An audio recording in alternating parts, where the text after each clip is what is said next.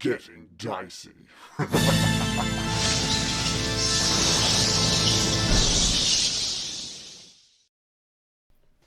So there's going to be a zoom in on your face next recap then. I make the recap. I decide whose face gets zoomed in on. Oh, it's just going to get clipped a lot then. Yeah. Oh, there we go. Yeah. Somebody knows how to Now do that it you know how to do it. Perfect. And I got plenty of time to do it, so.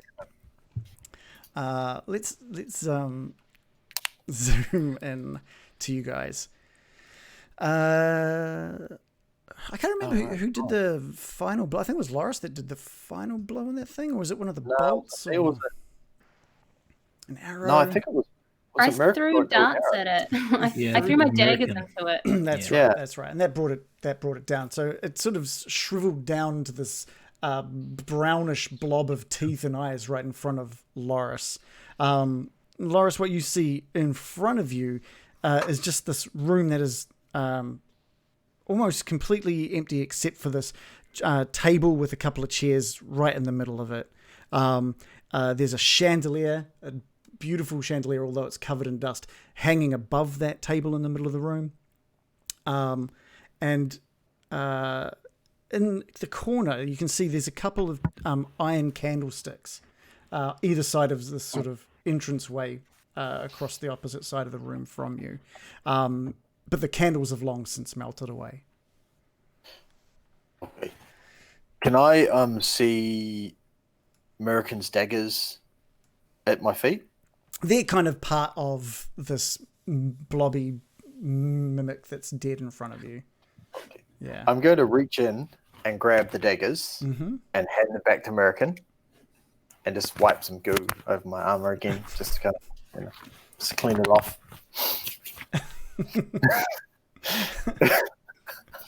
Yeah, clean it off. Okay. Unnecessary. Yeah, cool. And then I'm just going to sort of step over and walk into the room and kind of just have a look down the hallway. Yeah, when you walk into the room, you see another exit off from this room off to the right as well. And getting your bearings from where you've been, you assume that probably ties back up to where you fought the ghouls earlier. Are you just making your way into this room?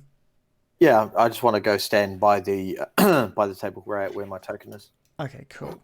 So you can what you can see through this entranceway is it looks like there's another sort of room. What you can see as part of this room, down the right-hand wall, close to the end, is a portrait, and you can just see the hints of another portrait. They're rather large portraits in this other room as well. And you see what looks to be some kind of box that's open in a corner. The others, you've seen Loris make his way past this mimic and away from you. Baron, you were right next to Loris. What's the Baron up to? Well, I'm a bit shook that I almost was eaten by a door. I'm just going to turn to Bill and want to say, I'm starting to not trust this place, Bill. First, there was a trap in the floor. Second, a room with shadows that appear if you touch the ball.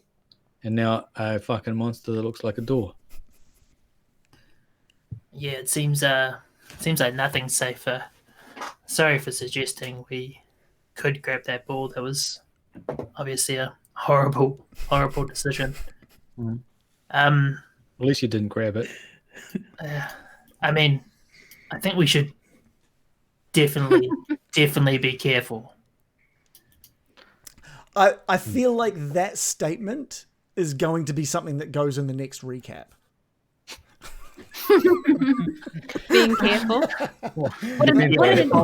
Followed by basically like a UK comedy of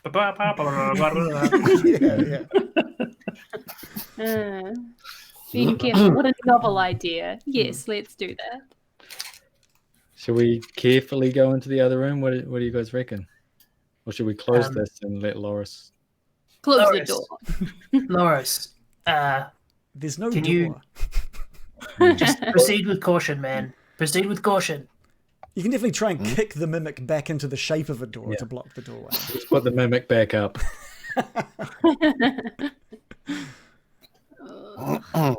Molly's going to call out, "Don't touch any bars if you're in there, big man." I'm gonna Also daintily. I'm gonna daintily prance over the mimic goo into the room. And what was that about a box in the corner? So I feel like I'm curious but cautious. Yeah, that's down in the room that Loris can see. So past the room that you're currently in. Ooh, down a spooky passage though. You can probably grab that American if you want. yeah. I grabbed the box without delay. Why is it that line precedes every disaster that we've had? Yeah. I reckon you should do this. If ever you were going to do something, do it now. I've got to stop suggesting people do things. American, you into the room as well. You see the table, the chairs. You notice there's a couple of empty clay flagons and a clay jug on that table as well. The 2 candlesticks that are bereft of candles. Oh, bereft. Bereft. Very emotive. Man, these candlesticks look bereft. No, I feel so bad for these candlesticks. The Baron of Candles. Nice. You could become a Baron of Candles. Yeah. Okay. What's Next episode. is everyone? I'm going to step forward and jump over the thing also. Yeah, you all. I'm assuming you're all making your way into this room, and you'll get a little sort of a glimpse of this extra corridor that Loris is standing and filling that doorway as he just sort of looks into that room. I'm just going to look back to Morley and say, and look at him and carefully, you say. Well, don't touch anything you don't absolutely have to, would be my advice at this point. Sound advice. That is good advice. Hey, Morley, you, if memory serves, you're pretty knowledgeable about traps and things, right? Oh, you know me traps, Bill. Mate, maybe you should lead the party and try to work out if there's anything we should be worried about on the way. I've captained ships across the great oceans. I've captained boats across the lesser oceans, and I'd be proud to lead this party and captain us in this dungeon. Ooh. So Morley's going to kind of start walking with a bit more of a puffed up chest now, having kind of earned the respect and trust of this new crew, and is generally a bit happier about things. I'm just going to whisper behind my hand to the Baron, like, Brian, he's so cool. Yeah, but since when is the ocean full of traps? I'm a bit suspicious. Okay, Morley, are you just heading into that room? I'm going to take out my short sword, and I'm going to look at one of these chairs over here. One of these the one that's kind of right next to Loris. Yeah. And was he stand back, Loris? Now, first things first, you want to find out the secret trappings of a potential trap. And then he's going to take his short sword and kind of knock the chair over. Say, keep your distance. And the chair just like goes off balance a little bit, and then just kind of just settles back into position. Safe. As I suspected, very safe chair, that one. Loris is just going to copy that because he's learning from the great master. So he's going to pull out pull out his axe, and do the same thing, but with much more force. So it's likely to push the chair over. So he's just going to go. The same chair or the other chair? Same chair. Okay. So you've just seen the chair sort of rest on its spot, and I'm like, that? you just like smash out with the chair, and it just topples onto the ground and hits the wall away from the table. Safe. Yes, safe, but perhaps exercise just maybe 150% more caution in your approach.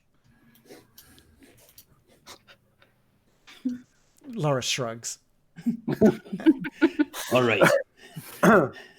Look, crew, I suggest we very quietly make our way down this corridor here. But remember, sneaking is the way to go about this. Oh, okay. Roll for stealth. I I want to confirm, are we still hearing this chanting the whole time? I was about to mention that actually. Yeah, the entire time that you're in here, that chanting is still going on. And it's back to a point that it sounds like it's coming from everywhere. It's bouncing off all the walls. You still can't make out quite what it's saying. It's more of a bassy drone. I'm going to say, well, I'm sure sooner or later we're going to meet who's making that chanting. And I don't suppose, based on what we've encountered here so far, they're going to be kind, friendly people. That's just my feeling.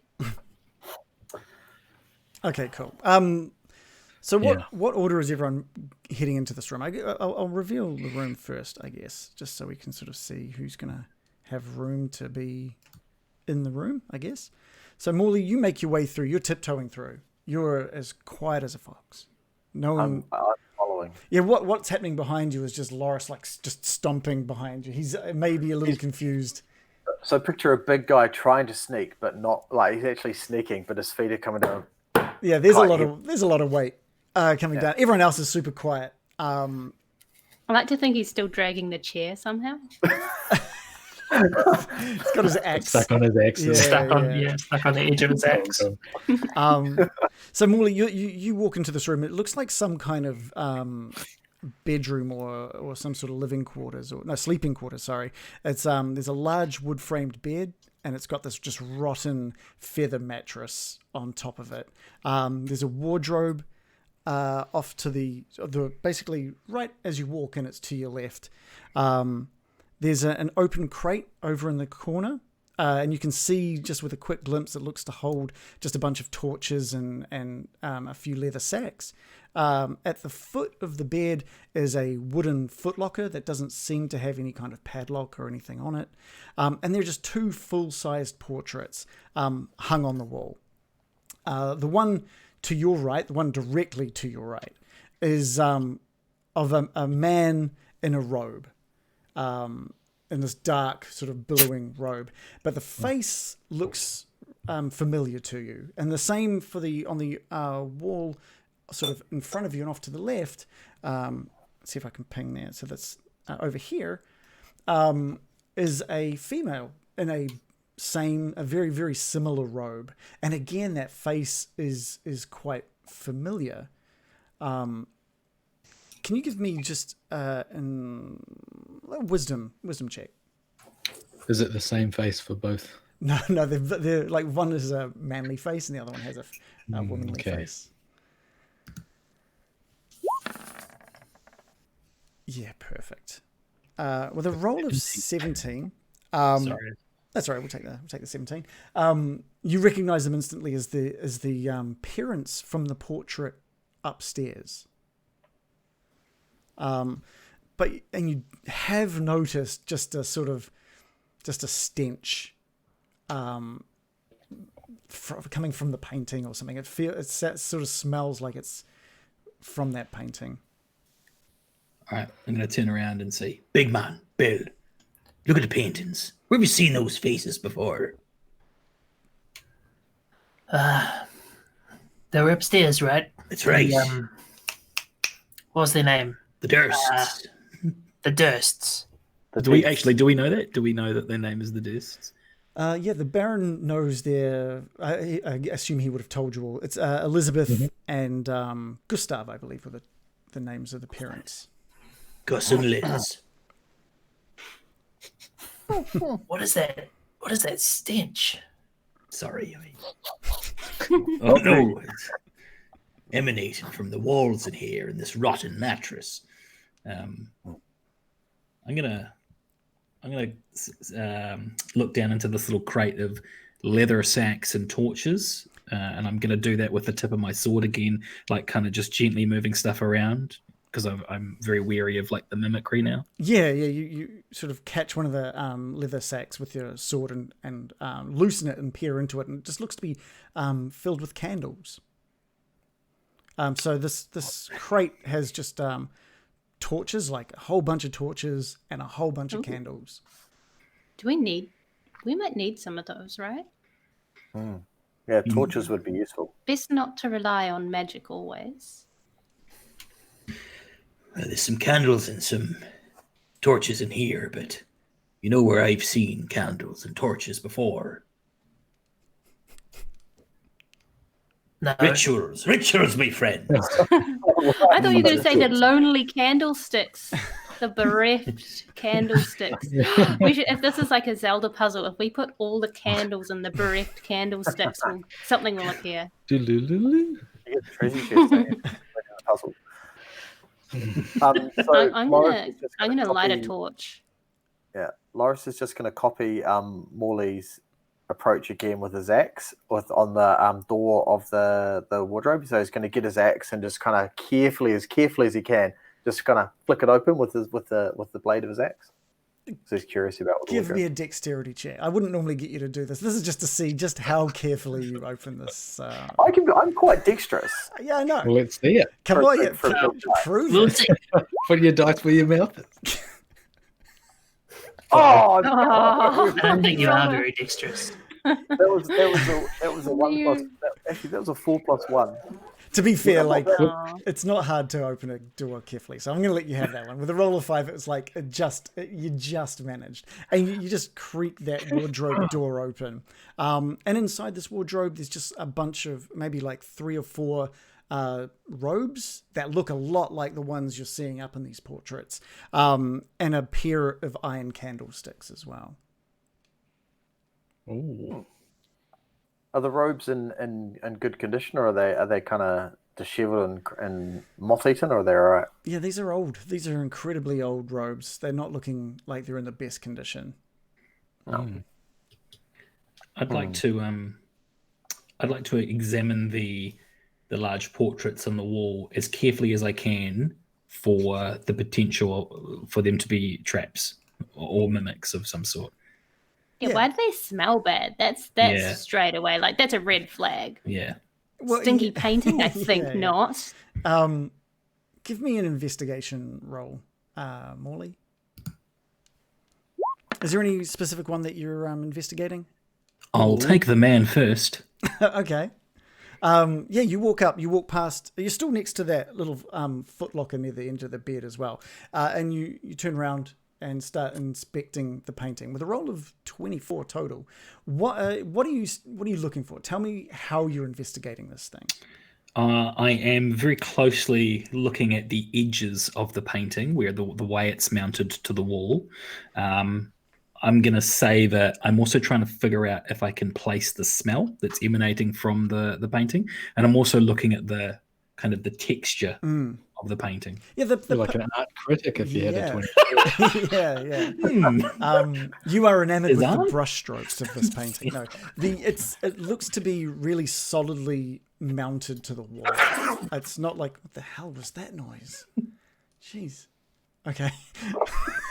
Sorry, that's my dogs. Okay.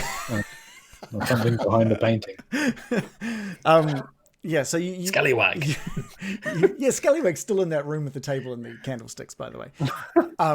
You check how it's mounted to the wall. It's not hung. It is mounted to the wall with this ornately carved wooden frame. So you kind of try and move it just a little bit. It doesn't really budge. The canvas it's been painted on, it looks to be quite worn, and the paint is definitely starting to fade. And the closer you get, how close to this thing are you getting to try and figure out its smell? Well, I'm pretty gun shy because of the mimic on the door, so not too close. Yeah. I've gone closer in the edges, but always kind of keeping an eye out to watch for movement of the canvas. Sure. And if I'm kind of moving back to the center of the picture, I'm kind of keeping my head back a little bit and my sword kind of at my side. Cool. Are you touching it? Are you checking? No touching. No touching. And not with your sword or anything. You're just keeping an eye No. on it. No Yeah. touching with your sword. You're leaning in a little bit and just giving it a smell. I wouldn't even say leaning in, but just Okay. This is like so intense. Yeah. Whoa. How many I'm looking at it, centimeters all right? I'm away is looking your at it. nose? I'm trying to Snozzberries. I'm trying to ensure that I give him all of the information I can give him based on what he thinks he's doing. He's planning on yeah. doing. So so I'm pretty careful with it. yeah, you're pretty careful. You're staying away from it. You're just looking at it, and it looks fine, but the smell is definitely coming from that painting. And it's just a kind of a bit of a rancid smell, a really rancid smell. Would we say rotten? Yeah, I'd probably even say rotten. Okay. Why would that be so? This is the kinkiest room I've ever been in. Look at Actually, this. Are they clay walls? The rest of it's the walls are similar to all the other walls in this sort of dungeon area. It's clay or rock, and I'd say even with that roll of 24, Morley, I'll say that the other painting is wafting a little bit of that scent your way as well. You're smelling it from that painting as well, but there's a little more of a floral undertone to that one. Oh, Like a potpourri. Nice. Yeah. These paintings stink. they look pretty good to me. What a critic. There's something fishy about this, Loris.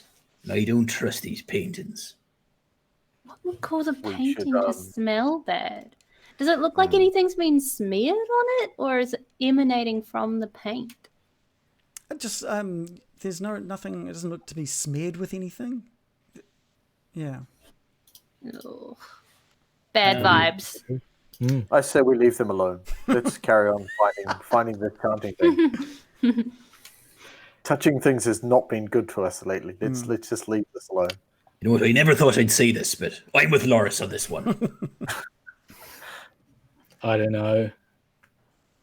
I think we should find out. There's just something about a mystery of a stinky painting that's Why is there a just stinky compelling. painting? I need to know why it stinks. You know what? I'm leaving the room. If you guys are going to touch the paintings, I'm out of here. Does this start to smell better in here? Does what? Sorry. Start to smell better? When Loris leaves? He was just throwing his smell. Is that something you can do? Smell That's what ventriloquist. Loris does. He has this constant waft about him.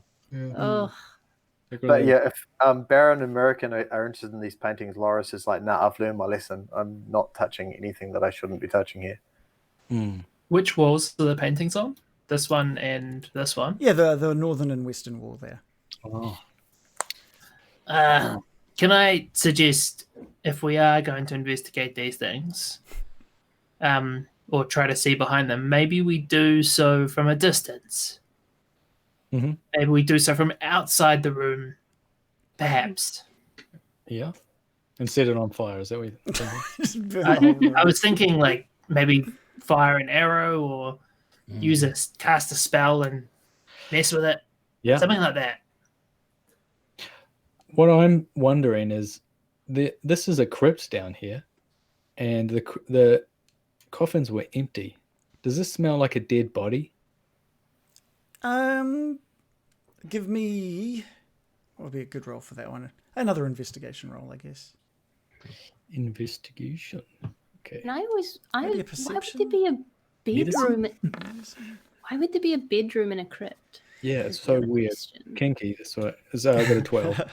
So it's just a sleeping quarters. Total of 12. For the Baron, I would say that's enough to remind you of death. Yeah. Okay. Well, that's my hunch. I think that if I had to guess, I would say that their bodies are behind these. It would just be too fitting to have like pictures of them. They're smelly, and they've been walled up behind their own. And the one of the women smelled more like flowers. Mm. Maybe her perfume. Mm. What do you reckon, American? You grab it off. I could try and thorn whip it off from outside the room. I'm gonna walk out. I'm so scared of this painting now. Morley's just I am gonna leave the room, but I would just like to bend down and look under this bed, if it's like a bed with any space underneath it before I leave. Well, you've got that footlocker sort of in between you and the bed. So let's say you sort of lean down to the side of the footlocker to get a look underneath the bed. There's nothing other than dust and maybe a couple of small spiders. Small, not fantasy-sized, small. Just sort of under there. Nothing of really importance. Okay, I'm gonna leave the room. I'm gonna follow the Baron out. Who's now standing We're on all the so table. scared now. American, you're still in the room. Are you Yeah. are you going to make your way out of the room, or Yes. you make your way past the wardrobe with the robes and the thing? You make your way past the bed and the footlocker, and you meet Bill at the entranceway to this sleeping quarters. Yes. Well, experience has taught us we can't be too careful when it comes to this extremely haunted house. So I say we just investigate everything as cautiously as possible. And is everyone okay with me trying to dislodge these paintings just in case we learn Loris something? is shaking his head. He's not okay. No, but I'm not in the room, so be my guest. If you really I'm want talking to the room. Yeah. Is Loris shaking his head? Is Loris He's shaking saying his head. anything? He doesn't want you to do it. That's why he left the room. Where the I want paintings you to were. do it. This is not like a fucking orb casting shadows. This is just smelly painting. The mystery How of is the that not smelly painting. worse? I can't stand it. Loris I is really can't confused. stand the mystery of the smelly painting. American, if you're gonna whip these paintings off the wall, I'll have your back, and I'm gonna kind of draw my crossbow and just watch for which painting American might be targeting, and ready to unleash a bolt. I just feel like nothing's gonna happen. Yeah. Just to show us like our caution is extremely misplaced. But Yep. I'm just gonna do it. I'm just like, better we find out than it springs on us. So I'm gonna thorn whip at one of the paintings, whichever one's nearest to me. So the nearest one is the one that's kind of on the wall to your right, the Gustav Durst. Are you trying to dislodge it, tear the painting? What are you trying to do to this? I am portrait? going to aim for the frame in order to try and wrench it from the wall. Okay, cool. And I've rolled a 21. which is good. And they're quite old frames as well. So I think that thorn whip just lashes out and cracks against the frame that's closest to you, and it pulls it away from the wall. And the painting sort of hinges on the left-hand side before toppling down onto the crate next to it. And it looks like you've managed to dislodge a little bit of clay off the wall as well. And that chanting, again, is just droning throughout this entire basement or dungeon area. Does the chanting get louder? No, the chanting hasn't changed in volume, but it is continuous. All right, I've wrecked the painting. Did you smash it? Kind of. Yeah, Didn't do anything as I predicted. it fell onto the crate and tore a big hole through the painting. Is there some sort of smelly stuff behind the American, or? I don't know. Is there? You're far too far away to be able to gauge that. I hate this. F it. I'm going to just thorn whip the other one. Just might as well wreck shit thoroughly. And you absolutely wreck I rolled a shit. 25. Yeah, this time the thorn whip lashes down the front of this painting, and it splits open, and you can see just like a gouge in the clay behind. And there looks to be, you've managed to have knocked a small, like what looks to be like maybe a hole in the clay behind the painting. What? Can the rest of us see this? Not from where you guys are. I mean, like, you guys are going to have to go into the room to investigate if you're wanting to investigate. Have I knocked a hole? Have I knocked the hole with the thorn whip, or did I uncover a hole with the thorn whip? Is the question. It looks like it looks like the thorn whip caused that damage. So it's not like a little peephole. It's not a little peephole. All right. The mystery of the stinky painting is finished. We did it. We wrecked the paintings, guys. I've wrecked some great art today. Does it smell worse now the paintings are off the wall? You'd Like have stronger to. smell. You'd have to go in and investigate. I'm just gonna. I'm going in. I'm going in. We're all just gonna go in. We're just done being careful now. TPK us. Okay. Yeah, Morley, you get to that first painting that you investigated, and you notice there's a couple of holes in the wall where this thing has been pried away from. the painting's been pried away from the clay. They're quite small holes, but there's that odor is pungent coming from that now. And I'm just going to need a Constitution saving throw from you.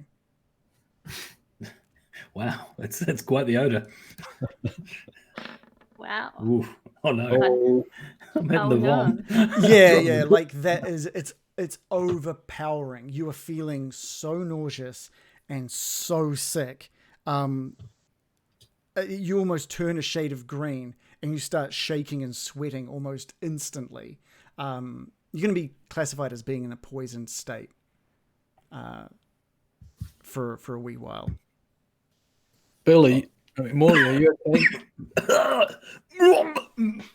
Morley's just really having a hard time and kind of makes his way towards the exit and sits in that in the other chair over here, Oh, Yeah. and with his kind of arms on the table, like choking and the smell. All of a sudden, Yeah.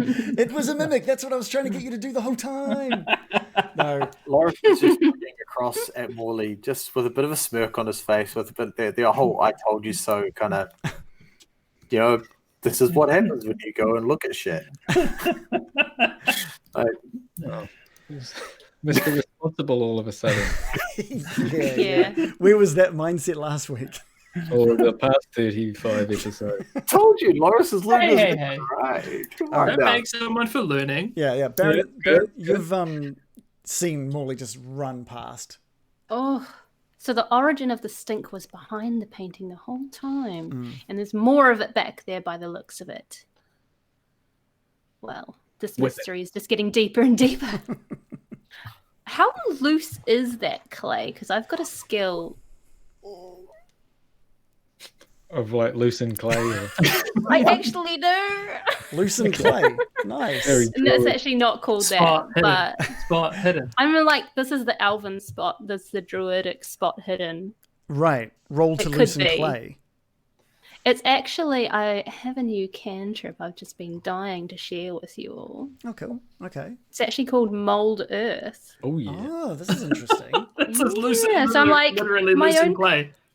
My own personal excavation Yeah. spell. So I'm like, ooh, do we really want to find out what's back there? It's extremely smelly. Yeah, I have to know. I get a thumbs up from Bill, but I'm like, What's the Okay. what's the range on that? what is the range on it? I'm putting on my excavation helmet. I 30 can foot. choose within 30 feet, so I can be like excavating from way far back. Yeah. But okay, here is the crux of it. It says loose earth, so I'm like, ooh, is it loose enough? If you target an area of loose earth, you can instantaneously excavate it, move it along the ground, and deposit it up to 5 feet away. Doesn't have enough force to cause damage. Cool. You cause shapes, colors, or both to appear on the dirt. Okay. Oh, Yes, I'm like, only if it's loose enough for me to use my cool shoveling spell. I will let you use that if you want to use it. Oh, yes. Here we go. Things are getting exciting now. Okay, cool. So you It'll don't, be like, you don't have to roll for Here's anything, one I right? prepared earlier. I've been watching so much Team with their You've been watching what? Time Team where they excavate Britain Oh, for yes. finding Oh, archaeology. This is perfect. I wonder what's behind there, American. yes. Like in the 3 years I've been in Fandolin, I have become one with the earth, and I'm just gonna just go for it. I'm gonna step out of the room, and I'm going to just tell everyone what I'm gonna do, and I'm going to I don't know what I'm gonna do. What it's a somatic spell, so I guess I'm gonna move my staff at it. Okay, cool. I don't know if things shoot out from your staff or what. So scared of this. But yeah, the wall behind where that painting was just starts crumbling down onto the ground, and you've got a bit of power over where you're going to place that, so you can sort of deposit that wherever you like. But from where you are currently standing, all you can see is that there is some sort of entranceway behind that painting. Ooh, a stinky one. I've uncovered a smelly entranceway, everybody. Who's first? What about the other painting? Is there a smelling entrance way in that one? I'm gonna check that one for a smelling interest way as well. Are you gonna? Is it another cantrip? Is it a cantrip or a spell? I'm cantripping it. Yeah. That's another cantrip. Okay. The same thing occurs. It opens up. But what you can see because of your line of sight is this disgustingly grizzled creature wearing like these torn and tattered robes. Remains of just long hair caught in parts of the robe and sort of sticking out from underneath the crest. And it's just got these sharp teeth and these red glowing eyes. And it sees you as you see it. And it just comes darting out of the room towards you with its teeth bared and its tongue, this disgusting 13-inch tongue like flopping out of its mouth as it comes charging towards you. And I'm going to need a roll of initiative. You're welcome, everyone. I'm Thanks, I'm flipping the shit out of this series. You realize that? It's- I'm so I rolled a 14. Look, we all agreed, and Wow. mystery solved. It was a monster. Who would have imagined? I don't know if everyone agreed. Oh, yeah, Loris was the only one that didn't want to do it. Boris is going to be the conscientious objector. Oh, For the whole time, he's just gonna like look down on us every time we do something now. it'll be the first Love time it. you've ever been able to. I will say though, team, this is our second room tonight. So kudos to Wow. everybody. Yeah, it's pretty Does that good. tiny one where it ran out of count? True. Okay. I forgot to click my token. Apologies. All right. Oh. Well, at the top of the order is this creature that's just come running out towards you. Her arms outstretched. It's clearly a deformed version of the person that was in that portrait. And she comes running towards you, Mirakim. And there is just a smell coming off her. But it is mixed with just a slight fragrance. I was like, oh, this one's slightly less bad. Roots of the forest and shit. And she reaches up with one of her arms, and you just see these, I don't know, like these 8-inch claws coming off where fingernails should be. And she just brings it down across your front. Rolling an 11, which I guess is fine. My nimble self dodges it immediately. Yeah, you just managed to dodge it as it swipes down in front of you. And then, with all of the noise that is occurring from within this room, you see over the shoulder of the ghast in front of you, another robed creature just slowly making its way out from behind where that old other painting was. And it turns to you, and you see a disfigured and worn face of Gustav Durst, and he charges and makes a position behind Elizabeth. Mystery solved, guys. We did it. Morley, Really? we did it, guys. We're back there. Do I have to keep anything in mind due to my poison state? I couldn't find in Roll20 where to mark that. Oh no, That's no, my that's D&D okay. You're by this point in time, you've thrown up a couple of times now, and it feels to be a little more out of your system now. So you're no longer considered poisoned. Okay. I kind of look up to see this like horrible creature like hurtling towards American right in my line of sight here. My first instinct is going to be to draw my crossbow and fire off a bolt if I can. But you'll have to tell me like what the risk level of hitting American is before I choose to make that. The only way you're going to hit American is if you crit fail. Oh, I like those odds, baby. Yeah, cool. I will. But it will be classified as being in 3/4 cover with American directly in front of it. Okay. Yeah, I'm gonna fire off a bolt trying to get this thing. Yeah, cool.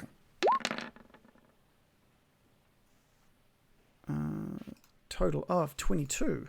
Yeah, that is a hit. That bolt just soars past Mirakin and into the ghast's shoulder, doing a total of, what was that, 5 damage? Yep. Okay. And for a moment, you think it just looks over Mirakin's shoulder and directly into your eyes.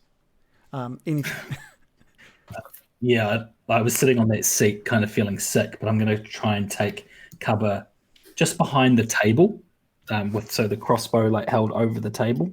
Actually, Like don't you get your sneak attack because of having Mirakin that close to the enemy? Yes, I do, Reagan. Here we go. That is a great call. SDM ever. I'm still so confused about what Morley is. The captain. And another 13. Nice. Oh, he's a He's a badass. yeah. Yeah. with sneak attack. He has to be rogue. He's a gentleman. It's a definitely. Yeah, but he's also cast Witch Bolt. Yeah. So That's right. Based Well, on- don't worry about it, Loris. We'll let the mystery. Metagaming, everyone. Yeah, let's not metagame each other's characters. no, I'm loving it. No. It's great. Loris is about to answer that, but you don't know yet, so let's leave it as is. But yeah, so you've done some serious damage. A total of 18 damage to this ghast with that one bolt. That you look like it looks like it's like dislocated that shoulder of the ghast. And then you go and hide in the corner. Cool, very heroic. No, not hide in the corner. I kind of kneel behind the table with the bolt like over the table. Yeah, okay. Kind of. He takes strategic cover. Strategic not cover. hides I in like the it. corner. Yeah, thanks, American. That's exactly what I do. I take strategic cover. Perfect. Bill, can I get a Constitution saving throw from you? Yeah. It's good sound. It was good sound. Who made quite that nice. sound? Yeah. Is that the undead guys actually? Oh, yeah. Yeah. The ghasts are just like. It's probably an accurate sound that they'd make. You're getting a really big whiff of that smell as well now, Bill. And again, you just instantly turn a shade paler and start sweating. Any attacks or ability checks are going to be with disadvantage until the start of your next turn. Through I guess heaved breaths, I'm going to cast a spell. And I'm going to attempt to reach into the mind of this one here. Okay. And this is going to be a real pull. I'm going to cast Dissonant Whispers. Okay. And Wisdom. I'm going to say, your husband, he was disloyal to you. The maid, the servant, Oh, she was nothing, and he chose her over you. Brutal. Rough, man. Brutal. Why would you remain loyal to someone like that? Man, that's really good. So the ghast has failed. They only rolled a 6. I need to really figure out whether. Okay, so the lore behind ghasts is that they're very similar to ghouls, except they've had a bit more abyssal energy infused with them. So I'm trying to decide whether or not they retain any of their former self in there. I don't know if anyone's seen RoboCop. The baby food scene. The best. Shit. Okay. Either way, they did fail. So they take 3d6 psychic damage. So at least we'll at least go through the actual things that have to happen. 9. 9 damage. Okay. I mean, that has to happen. That's fine.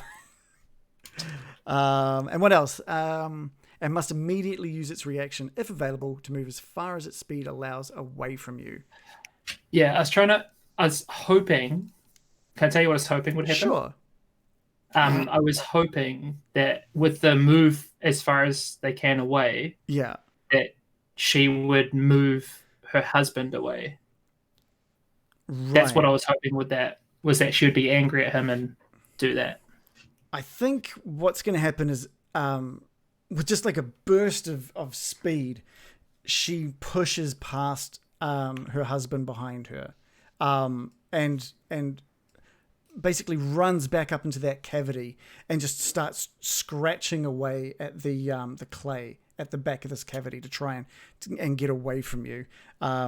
What I will say though, is that in doing that, it has scratched Gustav for a total of 7 points. Woo. Cool. Just like mental note: never get in a fight with John. Seriously, who knows what to go for? How long does that last for? Does that just last? Because it's only the reaction that she has to move away. So on her turn, Yeah, she can it's literally just her reaction. Yeah, cool. Anything else before we go to Loris? I do have a bonus action. Yeah, go right ahead. I'm going to attempt to inspire American. Okay. Come, American. Oh, I swear what he means. In this moment, you need inspiration. You and your pet, yeah, that spider, I bet, could bite him. Oh, come, American. Scallywag is whimpering under So the cute. table. I don't even know where the spider is. Where is the Spider American? I would never say. All things will be revealed in good time, my good man. Pocket spider. Anyway, you have a D8 inspiration dice. Thank you. Cool. Loris, you've been sort of just sitting at this table as well, watching all of this go down. You've seen Morley come running out, throwing up, sitting at the table, American whipping into this room, and now these creatures that have just been hissing and growling as everyone sort of started the attack on them. What's Loris up to? I'd like to say I'm surprised, but I'm not.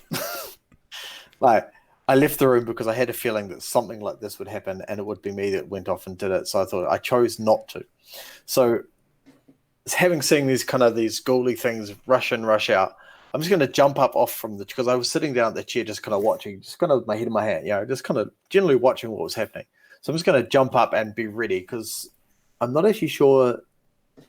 I could get past American if she let me. Yep, it's just classified as difficult terrain, so you could absolutely move past. So I've got enough distance with my 40-foot movement to actually get towards that thing there, I think. Yeah, yep, absolutely. So I'm going to jump up from the table and just going to say, American, move! And then I'm going to run in front of American and give this ghastly thing, whatever it is, a bit of a taste of my axe. Yeah, cool. Roll to hit. All right. And I rolled a 23. Yeah, nice. For the first. Do you want to do your second attack as well? I will.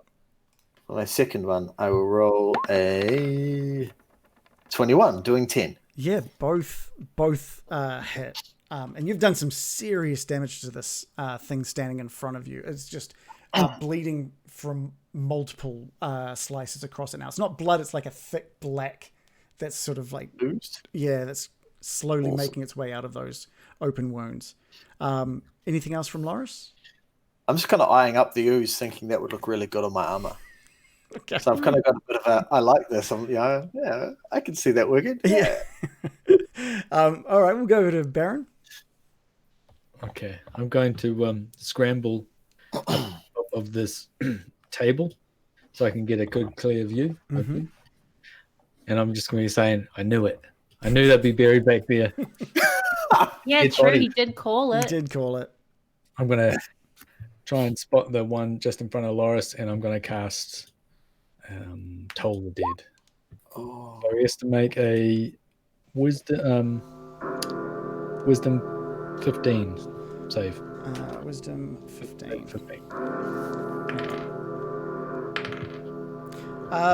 They failed. Oh. They failed. Right one. Oh. 6 damage. Cool. Let's just have a quick look. out of a possible What kind of damage is it? 24. Necrotic. Okay, yeah, cool. 6. Okay, great. You have done some of that damage. I've done some of that damage? Yeah. Okay. Yeah, it didn't really. Again, the best I can say is it didn't really damage it in the way you were expecting it to. It didn't really flinch as it hit. Okay. I'm going to notice that I'm probably in the way of Morley here, and I'm going to step down off the table. Okay, cool. Anything else before we move to American? No. Okay. American, over to you. I feel so inspired all of a sudden. Well, I can't say I didn't expect that. I think we all expected something smelly to come out, and it definitely did. But I just this for some reason, Bill's song made me remember something, and I call out. Actually, I whistle loudly and say, "Runs in, baby! Come help!" And he pops out of the ether. Wait a minute. He is he popping Come out? do a bit of pop noise. I don't know. Pops out There you go. onto that mean ghoul's head. Oh, you want to? Do you see him on the map now? He's right next to you, Yeah. It's like, get him, baby! and so you want him to just leap onto this ghast. Yeah. And what is he doing to it? He's biting it. I think this is when everyone gets a view of exactly what you've done, American. You concentrate and you call out. And what everyone else sees, if they were looking, was just this spider sort of walk out of nothing, as if from another plane of existence. And it hears your words and just leaps out towards the ghast. Morley, this is the first time you've seen American's dog-sized spider. What the hell is that? Yeah, and Scallywag just runs right up into you and sort of like starts whimpering and shaking in fear. I cuddle Scallywag. I think, Roll for cuddle. I think that's no, fair. it's all right. And Ranzien has rolled Oh. a 9. I didn't realize this. He has other abilities I don't know about. I gave you his character sheet. That's fine. But yeah, That involves more reading. yeah. A roll of a 9. Well, did you want to? I will allow you to gift Okay. the bardic inspiration to Ranzien unless you want to use it for yourself. Okay, so that's a 1d8, right? I'm not feeling that hot about that. You don't have to. I reckon that their armor class is probably it's not going to get it over the edge. So I'm going to just say he attempts to bite and misses with a roll of 9, I assume. Yeah, we'll say he bites and lands behind him or to the side of him. Behind. So he just kind of like leaps and snaps and misses and just lands delicately he- behind. I'm just being cheeky. Would he get advantage because it was a surprise? The I don't know. advantage didn't work. Anyway, Yeah, you rolled both dice and the advantage did would I? have stayed the Oh. same. Anyway, so I was I'm really good at this. I was going to say no. It was like an attack from his front. So no, I wouldn't. Yeah, fair enough. Yeah. Okay, and Murican, what is Murican going to do? I'm just going to ready an action. Okay, what are you going to ready and for what? I'm going to ready my short bow For if I can get a shot. you could take a shot right now. I guess he's not in cover now, is he? But he is kind of behind Loris. Does that count as cover? He's going to be classified as behind 3/4 cover. Yeah, screw it. I'm just going to do it. Okay. The turn's already taking too long. What? Oh, rolled a 25. And for 7 points of damage, which is the magic number, that arrow just finds itself right between the ghast's eyes, and it just stops and just slides down onto the ground, not on top of Ranzien, sort of in front of the wardrobe. Yes, Dave? As it falls, Loris just wants to catch it. It's not Loris's turn. I want to catch it. Oh, why does he catch? Wait, I want to He catches it and kisses Sure. it. The Romance. we've still got the turn order. You can dance around in its goo later if you like. Fine, I will. Anything else from American? No. Okay, cool. It is the female ghast that's kind of like scratching away at the clay just stops. So it slows down its scratching and stops, and then just turns around and looks back at you, leaps across the beds, jumps onto the dead body of her husband from a time long ago, and bites out at Loris, rolling a 13, which I believe is a miss, and then scrapes across his chest with its claws, rolling a 17. That's the hit. That does 12 slashing damage to Loris. Can I get a Constitution saving throw from you, please? Sure.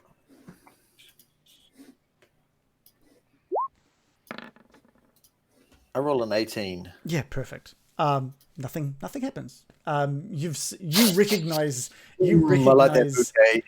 you recognize the claws of this thing, and a sort of flashback to the claws that the ghouls scraped across your forearm, and you brace to feel something bad, and it just doesn't happen.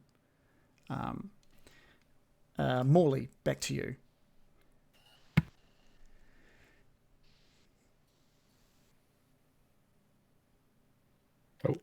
Oh wait, you are. There we Sorry. Moy is in a pretty strategically covered position right now, with a lot between me and this kind of area.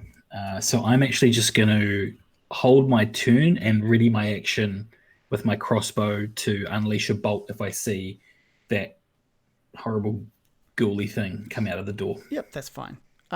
Bill. I'm just going to call out to that thing. And I'm just going to say, my dear, you look absolutely ghastly. Oh, no. Again, that's She cruel, needs to make a wisdom save for That is vicious cruel. mockery. That is cruel. but I love it. So mean to this woman. She's failed. Oh, Even with advantage, she failed. What have we got there? Wow. She takes 5 damage. Cool. Man, I think I'm like 3-1 for vicious mockery. Dude, you're doing really well in this campaign with Vicious Mockery. Yeah, she just screams out. She absolutely... What kind of damage is that? Psychic. Yeah. So she just lets out like a scream as she looks up towards the ceiling, taking that 4 damage. Anything else before Loris? I will just say that she has disadvantage on her next attack. Okay. Let's assume she'll get another attack. American. For Loris's turn, he's flanked, or she's flanked Correct. by him and the spider. Correct. Oh, classic. I'm going to Yeah. give that a little, victory. maybe premature. so what does that mean? I get advantage or something? Yes. Or- Yeah. Okay, cool.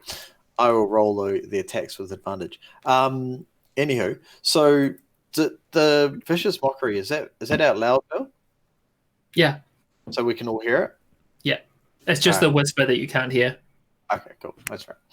Sweet. So she's obviously screaming. I understand why she's screaming. And Loris is just going to say, why so sad? Let me sort that out for you. And he's just going to come up with a big axe chop to her head. Let's do For it. his first attack. Perfect. That I is hope known it's to be a cure. It's not. It is in Loris's word, all right? So it's just going to be the first attack, which is a 17 doing 12 damage.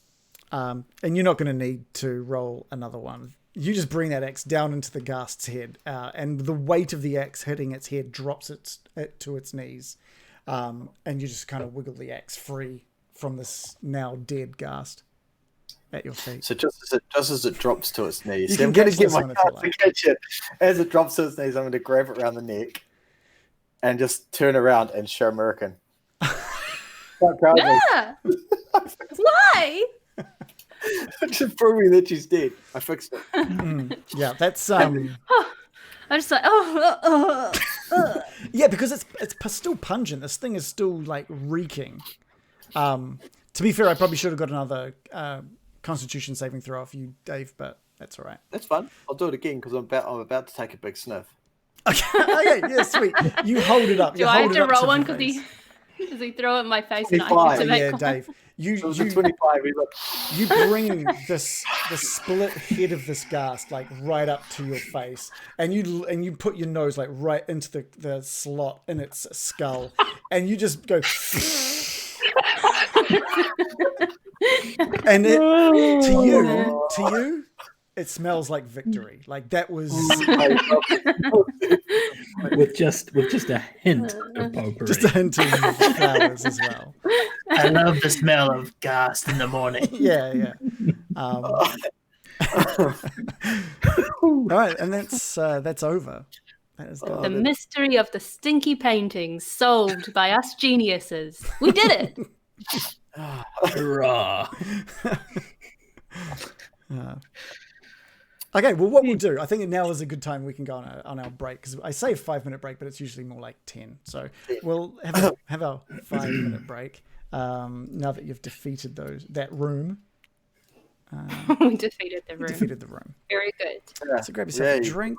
Anyone who's watching, go grab a refreshment or something. Go enjoy your life, but come back. Go grab a big food. Well, enjoy your life with us. Yeah, enjoy this crazy isolation with us. Wow. No.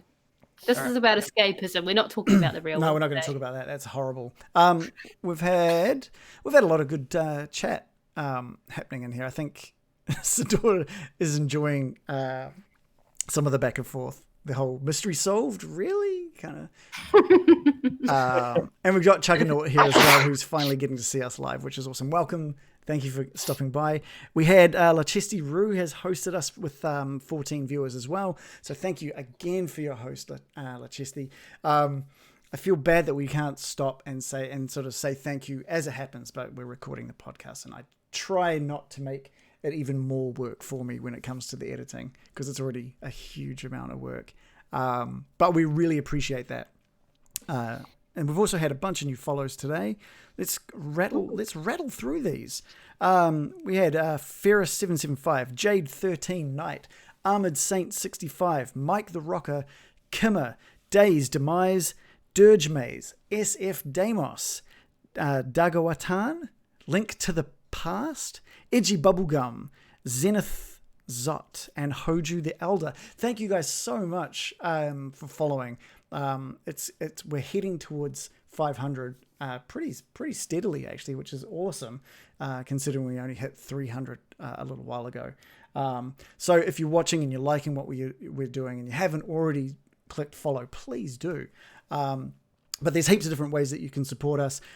We have merch, which is I've got that on at the moment, actually. One of our latest shirts, the Curse of Strahd range, this one, is the characters running from a bunch of bats, which is insanely cool. It's pixel art. It's pixel art. It doesn't really look it from that, but it totally is. There you go. And Baron on the edge. Designed by our very own American as well. It looks fantastic.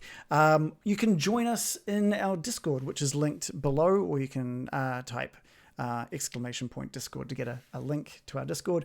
So it's pretty vocal in there most days, where we talk about D&D and just a whole bunch of other things. If you're new to what we're doing, all of our previous sessions are available on YouTube, and they come out the following week in podcast format. So last week's episode is releasing in a few hours, actually. Available pretty much anywhere that podcasts are available. I don't think I've missed anything there. Have I missed anything there? I mean, you can always subscribe as well. Subscribe to us either at YouTube or here or whatever. If you've got Amazon Prime, then you get Twitch Prime. And if you have Twitch Prime, you have a free subscription to give away. It's not going to cost you a thing. I gave mine away to, I think it was the Asylum last week. Well worthy as well if people want to go check them out. They do a lot of miniature painting as well as D&D. So that's all cool. Literally everyone in our group left to go get a drink or something this time. Except me. Except you. I don't Except count you. though.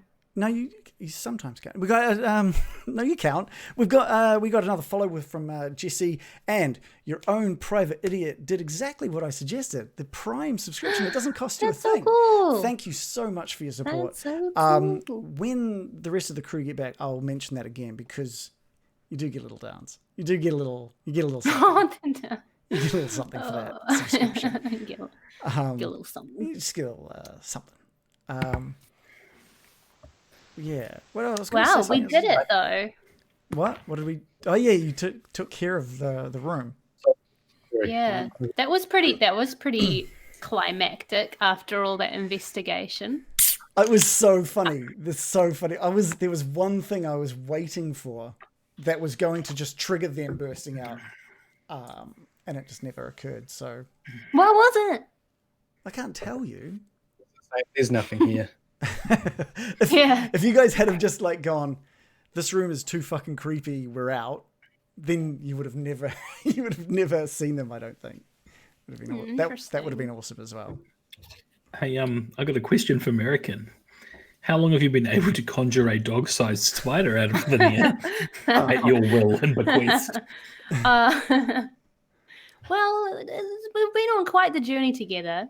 It was my dear Ansen was first birthed from the exploding corpse of our nemesis, Billy the Goblin.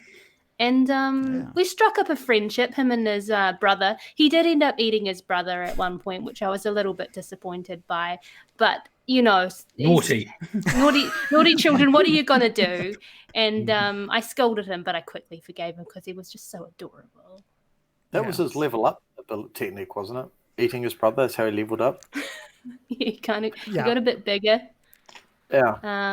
And it turns out he kind of lives in the Fae realm. He lives in the ethereal plane. The ethereal plane. Yeah. Yeah. And now he's a big boy. He doesn't live in Mama's hair anymore. He just lives in the ethereal plane.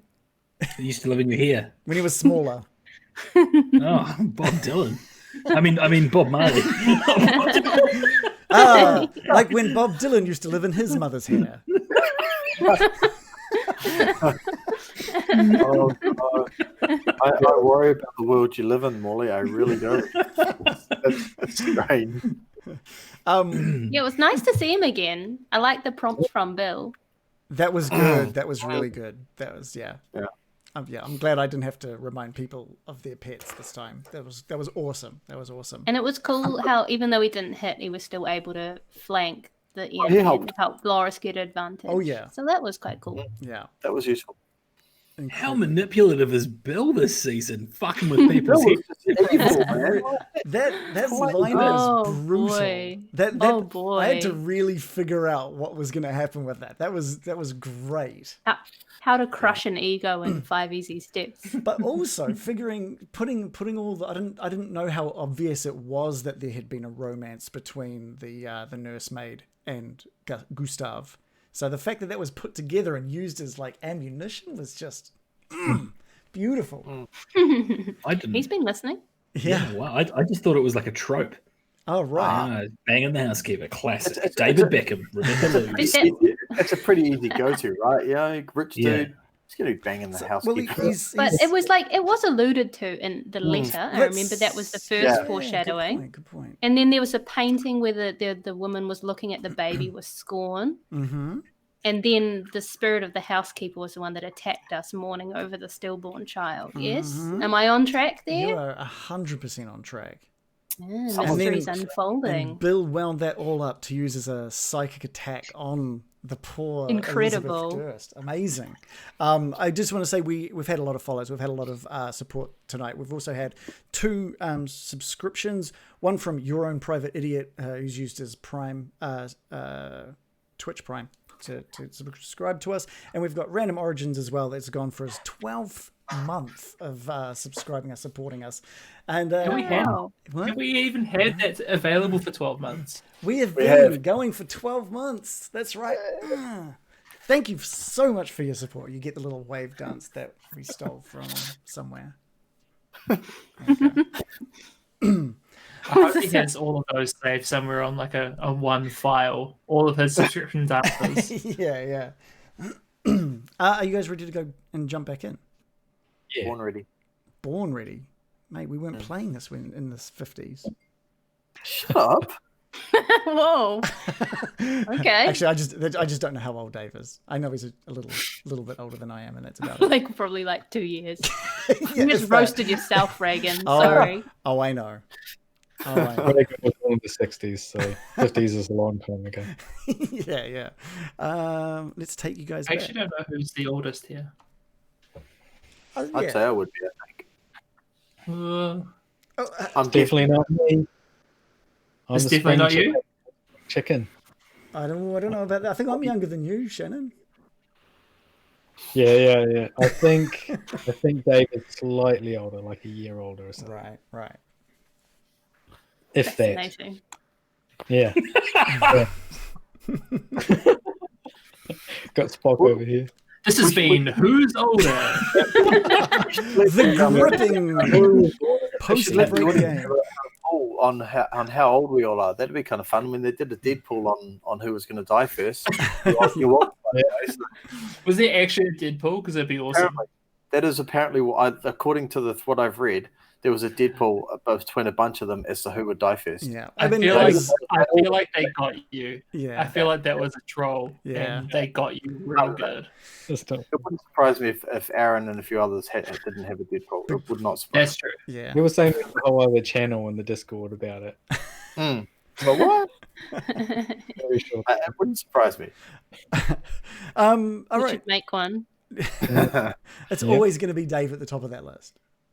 Of course. Yeah. I mean, yeah. Yeah. And then I'll just spend the next 6 or so sessions desperately trying not to die to screw that up big time. Let's get back into it. As you should, every session. Try not to die. That should I be a did that goal. this session, and American and Baron are busy going, let's go digging in walls. I'm just pretty pleased with myself being able to use that cantrip. That was Like, pretty That was cool. great. That was really finally a use for my excavation skills. I'll impress the crew today. good. I can think, oh, Archaeology. That was a real Yeah, I was stoked. what's the other game?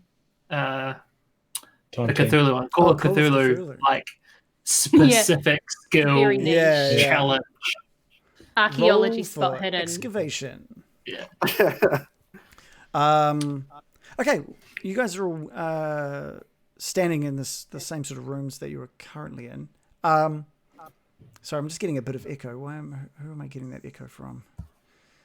Not sure. Okay, I swear it happens every time we get back from a break. Okay, so did you want another sort of description of the rooms that you were in? American, you've just seen Loris take a big sniff out of this gas before just turfing it down onto the ground. Yuck. I'm still Mystery. reeling from the fact that he like pushed it in my face. Yeah, I was deciding whether or not I should have got you to roll for that, but I thought, no, that'd just be too cruel. Was Bill about to scream mystery solved again? Because I approved. Mystery solved. Yeah. It was dead bodies. So We did it. all you've got left in that room now is the footlocker, which I am mentioning yet again, just because why not? The rotten mattress with the bed and the candlesticks either side of it. And again, just that chanting over and over. And only really Baron knows the direction of it. It would be a Well, I- shame not to open the footlocker. Like, we've opened said- everything yeah. else. Well, have we not looked in the footlocker? No. Okay. We opened We're everything gonna up. ransack it. Ransack the room. Get Ransin to do We it. might as well. Okay, Ran- Have a look in the Ransack. walls too. just try and take down all of the walls, I think. Let's just Yeah. Well, we can excavate. Oh, bring hit it it. down. Spot, hit it. Yeah. There's a lot in this footlocker. There's a hell of a lot in this footlocker. Well, given you mentioned it twice, it has to be important. This is one of those things I was like, man, these guys can't miss out on this because it looks like a mishmash of stuff that was taken from a whole bunch of different people, clearly not like belonging to people who might have lived in the house above or people that would be doing this cultish kind of work down here. What you find in that footlocker is a cloak of protection, a small wooden coffer, and that when opened reveals 4 small potions of healing. There's a chainmail shirt, there's a mess kit, a flask of alchemist's fire, there's a bullseye lantern, a set of thieves' tools, and a big spell book with a big yellow cover on it. And the Baron sees this and picks it up and flicks through. And as he's flicking through, there's Disguise Self, there's Identify, there's Mage Armor, there's Magic Missile, Protection from Evil and Good, there's Dark Vision, there's Hold Person, Invisibility, Magic Weapon. This spellbook is chocker with wizard spells. Oh my. Grizzy, look at this, guys. It's like a telephone book of spells. Damn. Look at this cloak. I love a good cloak. Baron, what's a telephone book? American, you're holding up that cloak, and it's just this beautiful. I'll actually show it to you guys. It's, you can see that there. Oh, it's beautiful. There's the cloak that you're holding up. Love a cloak. It is a hell of a cloak. And when adorned, gives you a +1 bonus to your AC and all saving throws. Does that replace armor or? That just goes on top. That goes All on right, top who of wants your this armor. cloak? Who wants this cloak? I'm just holding it like, You do, American. who wants this? Staff that gives me Holding it protection, close. so I'm out. Yeah, I think you should have American. You could. It looks probably more fitting on you. That's kind of my thing. Thank you for noticing. You sure it's not too big for you? We have a contender. We're just He was asking the question. What if pirates won cloaks, Wally? Sea captains. Does this look It's like not a the sea captain? time. It's not the time, Lars. But once again, a captain. Never a pirate. Always a captain. You keep the cloak. He's dispirited by that comment. Keep the cloak. Keep the cloak. So there was a, what was the other one? There's a Thieves' tools and a flask of. Alchemist's Lantern of targeting or something. Show us the lantern. Alchemist fire. The alchemist something else. So the alchemist's fire, it's a sticky adhesive fluid that ignites when exposed to air. Oh, that's rough. So it's basically like a small, It's a bomb. like a small grenade. Basically. Wow. Use it as a I have lighter. What was that? I have something to Use it offer as on a this. Sorry, what was that, Baron? Sorry. All right. No. No, I was just saying you couldn't use it as a lighter or something if you just. No, that would be It just quite pops and deadly. goes up. Yeah. It's like it explodes. It's like a grenade. You wouldn't use a grenade to light a. Well, you might. Baron might. I mean, No, I wouldn't. Okay. And what were This you looks saying? very sorry, American? dangerous. Looks very dangerous. Right. I do have a cantrip that allows me to spread flames should we need it. So True. if someone's holding this, keep it in mind that we could do a combo move. The You throw it, I explode even more. Yeah, the bullseye lantern is a lantern that casts a really bright light in a 60-foot cone and dim light for another 60 after that. So once lit, it burns for 6 hours on a single flask of oil. Damn. I've lost interest. Put it in your hat. Look at mine. I'm quite keen on the thieves' tools if no one's interested. They caught my eye. Oh, I thought you already had some. My one's really old. I want to have a look at these ones. Mine was literally a bone and another bone. That was what I True, was true. These are also quite aged, but they look quite nicely designed. The design on them have they're metal. They're quite small metal tools. But there's intricately detailed wolves down each of the sides of these items that you'd be using. I like those. They're cool. There's a little mess kit as well, which is just a small tin box that's got a cup and some cutlery. So Bill can have that one. He does like to eat. What were you saying? Sorry, Bill? That's so Bill. I was just going to say, vis-a-vis the 4 health potions, perhaps Loris could take 2 of them. The Baron could take 1 and Morley could take 1. Okay. You're the only Are you Like, guys Mirakat, you and I, we could heal ourselves if needs be. True. Are you guys updating your health in D&D and Beyond? Please do. Yes. Please do be. That's right. Doobie. Do be. Loris is just Is going to everybody amenable to that What idea? Baron happy. Loris will literally be drinking the health potions now. I've written Don't- one down. Why? I mean, if you need health, but I mean, you don't know Well, what's going to well, happen in the sounds fair future. to I'm what Loris would call bleeding. Oh, really? Are you quite damaged? I only had half health when I came into this battle. Oh, And right. I did quite bad. Even after the Damn. short rest and stuff. How did you not heal? Loris rolled a couple of health dice, HP dice, and that was all. You got like What about the yeah, squirrel? you got like 5d6 worth of squirrel healings. I didn't roll those. Oh, okay. But I put it on you. You got it. I never rolled them. Oh, well. Well, Well, let's you better say have. let's say please roll 5d6 because you did get that. Okay, fine. And maybe hold on to precious potions of healing. Yeah, You those know what things. Loris does with potions of healing? He just drinks them as soon as he gets given He them. doesn't have to. That's the Well, best thing about D&D is you can decide what happens. That's what Loris would do. Loris gains the gold. Don't give him any then. Yeah, Okay. I propose to rescind the offer of health potions to Loris. Yeah, I think Bill goes and- to hand out like one of And them. Bill will hold on to them and apportion them to Loris as he needs them. Because Loris will just drink them. He's done it. I've done it the whole time, the whole campaign, and even the previous one. Every time you give Loris a health potion, he just Different campaign. We've all learned from our past mistakes. Oh, he just loves a potion of healing. He does. He just drinks them straight down. Here's He doesn't even realize they heal him. He just thinks they taste nice. Potions Anonymous. That is how I treat food in real life. So tastes good. I like it. tastes good, so I eat it. Oh, Morley was saying. Have we all taken what we each want from this footlocker?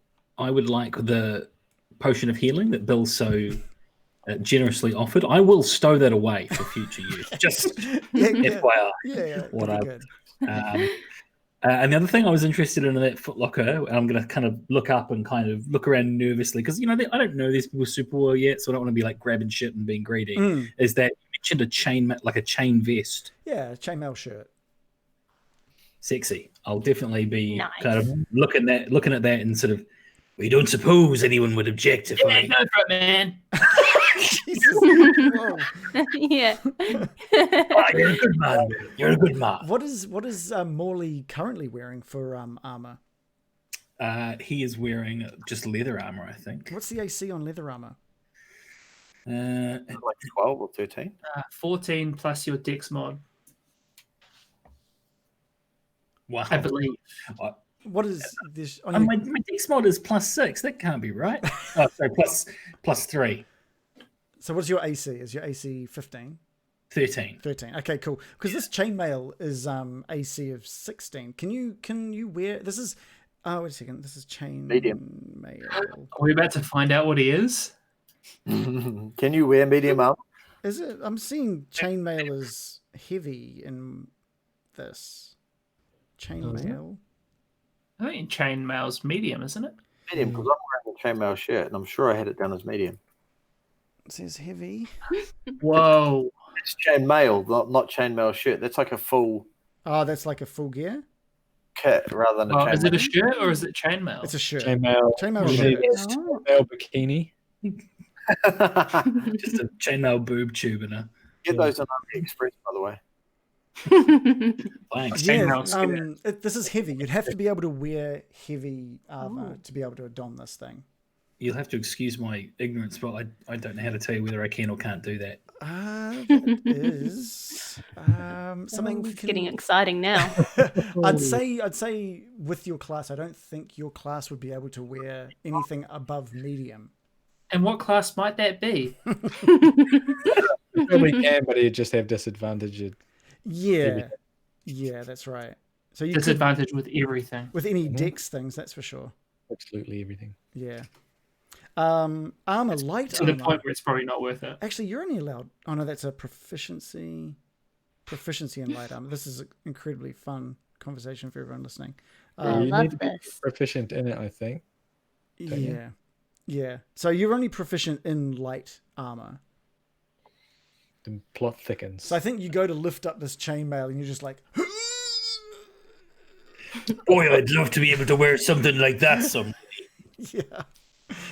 This one might not be for you, unfortunately, Morley. If only Sig was here, he'd love this. He already had amazing. He had scale mail. Oh, scale. Yeah. I want to look around with Sig. that. What's that alchemist fire? That was like a small grenade. I want to be like, who's good at throwing things? This might be a good thing to throw. Morley? Morley? You seem like you're good at throwing things. I can throw a fair amount of things. Yeah. I I knew see. it. It's so cool. I seem to remember you had a bit of an arm on you in our youth. Oh, you'll have remembered that. Absolutely. I was always throwing things, wasn't I, Bill? Bit of stick throw ball. My favourite game that we used to play in the field. Stick throw ball. I remembered well. I'll grab this. It looks Alright. dangerous. So make sure I'm you gonna be add like- all of these things to your D&D Beyond inventory. I want to take the time to have a word with Morley that we could maybe do a sweet combo sometime, and I want him to keep that in mind. Yeah, I think What's that, American? explain what you're wanting to do sometime. Oh, I did before. If you throw the thing and fire comes out, I can make the fire bigger. I'll keep that in mind. Thanks, American. Nice. Bill, When you say small health potions, just normal size health potions. Just normal size. Just a health potion. potion of healing. Yeah. Does that mean that there Wow. are big ones? Not sure, but these are. Does it matter? They're potions of healing. We get like a 2-liter bottle of potion. Does it matter right now? And I can Yes. definitely investigate if later on there are buckets of healing. I want to spend more time talking about this right now. Okay, yeah. You know those hats that you get when you put 2 potions in a drawer? Put the straws in. I'll gather up the remainder of the things and just take them with us. Well, if nobody wants that bullseye lantern, I might grab that then. Yeah, cool. If no one's interested in it. Yeah, take it. Yeah. But I'm happy if someone else wants it. I just don't want to leave it. I behind, don't think that's it's in. I don't think it's one of those items everyone is like clambering over. Probably too heavy for me. I As think a my old bullseye- mate, as my old mate Sig would say, I got good lookers, and I don't think I need that bullseye lantern. So you go for it, Baron. True.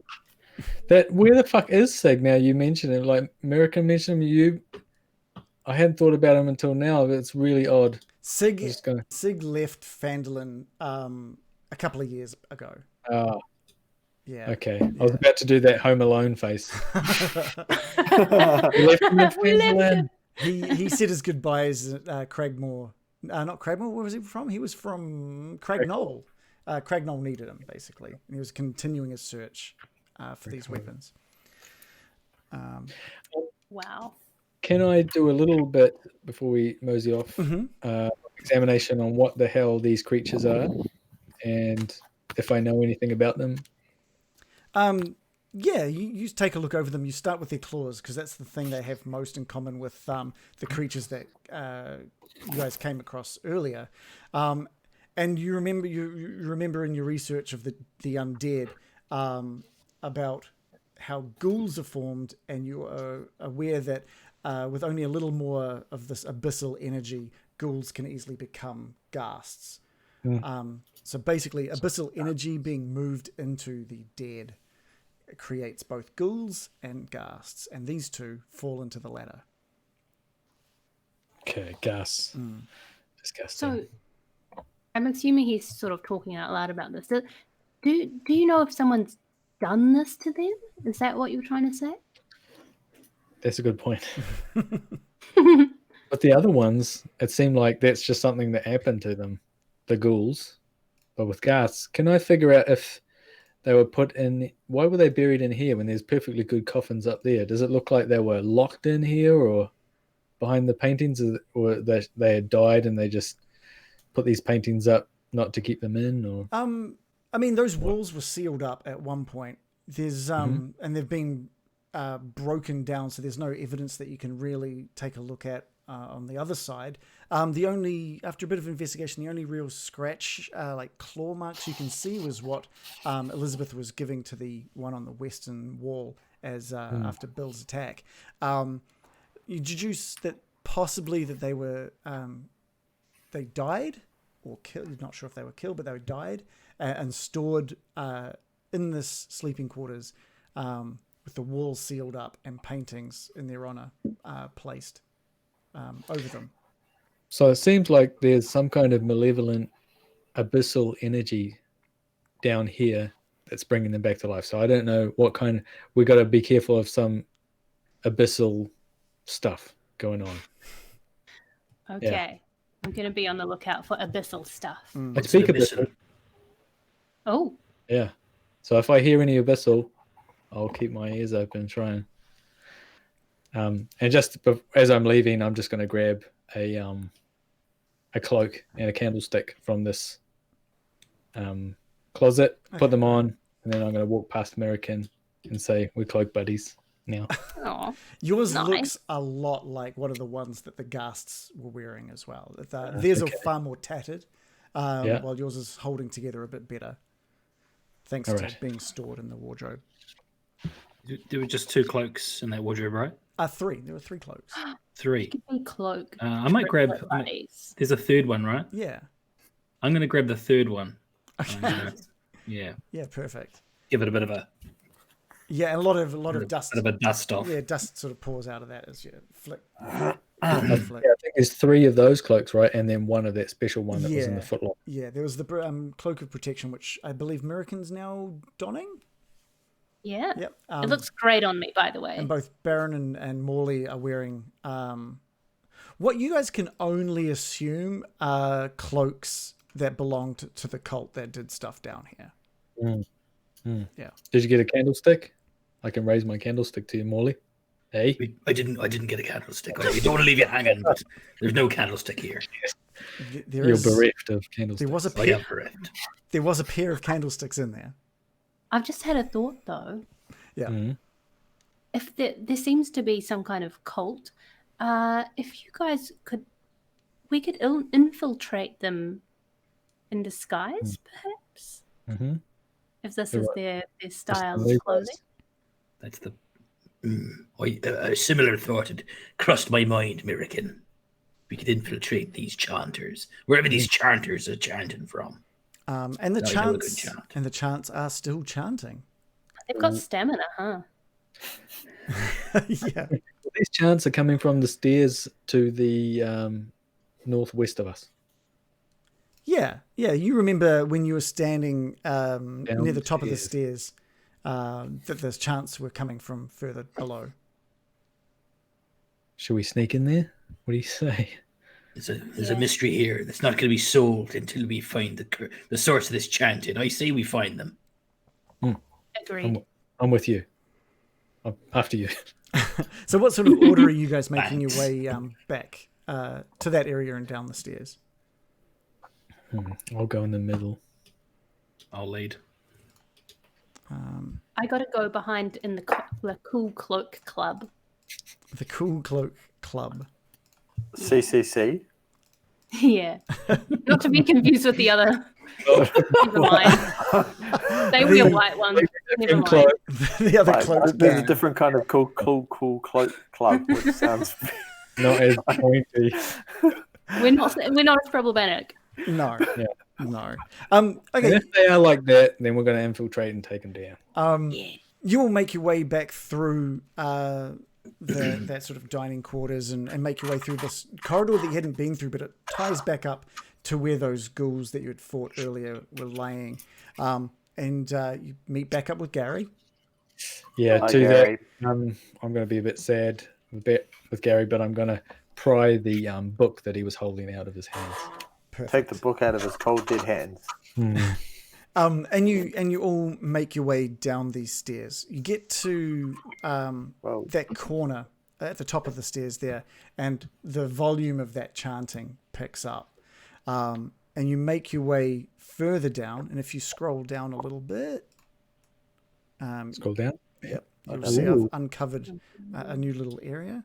By the time you get sort of near the entranceway to that room, that you are now picking up, you can now discern what the voices are saying over and over. You can just hear this chanting of, "He is the ancient, he is the land," being just chanted over and over from maybe a dozen or so different voices. And you make your way down into this room, and it looks like some kind of storage area. Along the walls are just these small little nooks, I guess, these little niches along the wall.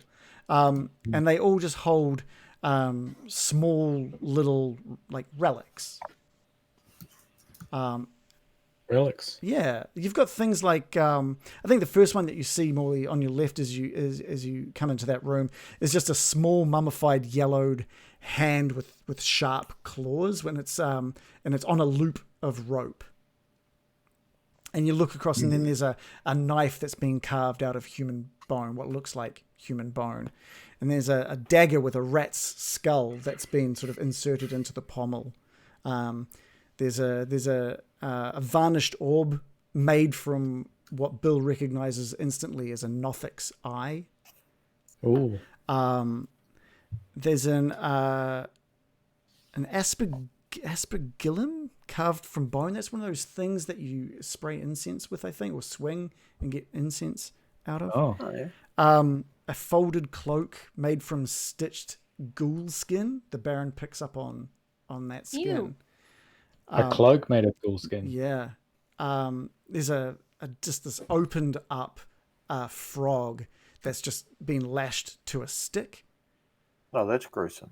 There's a Frog bit, on a stick. there's a small Classic. there's a small bag, and when it's opened, it's just filled with bat shit. There's a These people are batshit crazy. there's a small severed finger in another niche in the wall. There's a 6-inch tall wooden figure of a mummy with its arms crossed across its chest. A figure of a mummy or an actual mummy? A wooden figurine, like 6 inches tall. 6. So Okay. not a real mummy at 6 inches tall. Well, they exist. I don't Again, know if you've seen that weird little mummy. true. I mean, yeah. An iron pendant adorned with a devil's face sits in another of these niches. There's a shrunken, shriveled head of a halfling sitting in another. And a small wooden coffer containing a dire wolf's withered tongue in another. The other, as you make your way through this room, you also notice there's 2 exits out of this room. The one on the left on the south wall sort of just moves down and turns off to the west into darkness. And the one on the right, you look through and it sort of goes, there's a small decline in the floor, like a small ramp down, and it moves down into maybe water that's about 2 feet deep. And there's just a giant like iron portcullis which is closed. But beyond that, from what you can see, Bill, with your dark vision, you can't see much in that room, but it looks just to be a room filled with water. I'd like to step forward and see if I could see anything else. I'd say if you moved all the way up to that, up to the portcullis, you'll see essentially that entire room with your night vision. It's quite. Let's have a look. If I'm just here, I don't notice anything strange about the water. Nothing like in the water. It's murky, but there's nothing moving around within the water at that point. I'll move into the water. Yeah, so it's a giant rusty iron portcullis in front of you, and it's stopping you from being able to proceed. And beyond that, you notice when you get to that portcullis and you look into that room, the chanting that's just been chanting loudly over and over and over stops dead. And you see some smooth masonry walls that you think would provide pretty good acoustics for a room this size. There are featureless stone pillars that support the ceiling, and there's a breach sort of right across from you at that southern wall. Sorry, I just need to move this across for people. At the southern wall, which just leads to, it's got a big, huge heaping of refuse in there. It's just like it's filled with just waste. And you can see that there are stone stairs that lead up to dry stone ledges that hug the walls of the room. And in the middle of that room, more stairs that rise to form this octagonal dais that rises above the water. There are rusty chains with shackles dangling from the ceiling directly above a stone altar that's mounted on top of the dais. But I see no chanters. No, there's the moment you walked up to that portcullis and looked in, the chanting stopped completely, and there's no one in that room. I'm gonna take 2 steps back. All right, you take 2 steps back, and the chanting doesn't start back up. I call back to the group. Shit. Why is the chanting stopped? I think I may have put my foot in it. Literally. Quite literally. Have you seen them? No. Have they seen us? Maybe. Why do you think you caused it? I was the only one moving. Can you see any sign of people at all? No. Maybe they just randomly stopped. Yeah. I don't think so. What We were they should proceed saying? carefully. Good point. This way. Which way? In here. Where's And the that? bit that we can't proceed to because there's For this the- portcullis thing. For the, Down the south. for the podcast listeners, Dave, as well. So whereabouts are you wanting to move? I think Morley should lead us further into the room to the whichever direction that other room is. West. West, sorry. Yeah. Let's head west. Yeah. I'm with the big man. Follow me and keep your voices down and your footsteps light. Yeah. What sort of light do you've got dark vision, don't you, Morley? I do. Yeah, you make your way through. You get to sort of a corner and look down this long corridor, and there are sort of entrances off to the left and right of this corridor. And you take a step forward, and you notice that both on your left and right are just shackles at the backs of all of these alcoves. And you take another step and reveal another alcove full of shackles. And as you make your way, sorry, 1 second. As you make your way further down, you notice that at that back wall, there is a human skeleton that's clad in tattered black robes that is still shackled to that back wall. Gary. Oh, sorry. You look like someone I once knew. I'm gonna very, very slowly and lightly walk down here, looking in all these kind of alcoves until I get to the very back. Does the cloak? Give us a perception check as well while you're going through.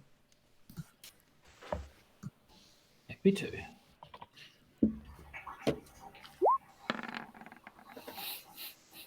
Uh, 10, total of 10. Yeah, yeah. You've walked through all of these little alcoves, and again, everything that you've found just screams like that this may have been a prison at some stage. Just the amount of shackles, and now you've seen this thing hang against this back wall as well. Can I you said the thing at the back wall was wearing like kind of a cloak? Yeah, it's wearing basically the same sort of cloak that you're wearing, Yeah. but it's all tattered. Yeah. I'm going to turn to Loris and say, this must be where they keep the wrongdoers, Loris, and we don't want to end up with them. Agreed. I don't Where think is there's much Cha- more to see down here.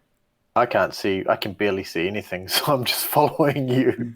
Have you got Lightbringer out or anything, or you No, just... I'm holding my axe at the moment. All right, it's pitch black, and you've just been So I'm literally just following what I can see in front of me. hand on the back of... No, it's pitch black. You've got your hand on your Pitch back black. of Morley as he's Awesome. making his way through this tunnel. Loris, turn around and walk slowly and quietly back the way you came. I'm not even sure which way that is. Can you lead me out? I can't see left or right. Is there enough room for me to get round? Yeah, you can lead Loris back. Right.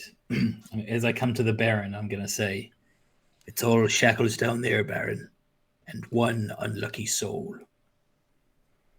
One soul. Yeah, there's Well- just that one at the back. Did you? I hate to say it, but did you have a close look at him? He looked like a pile of bones, Baron. I don't know what to tell you.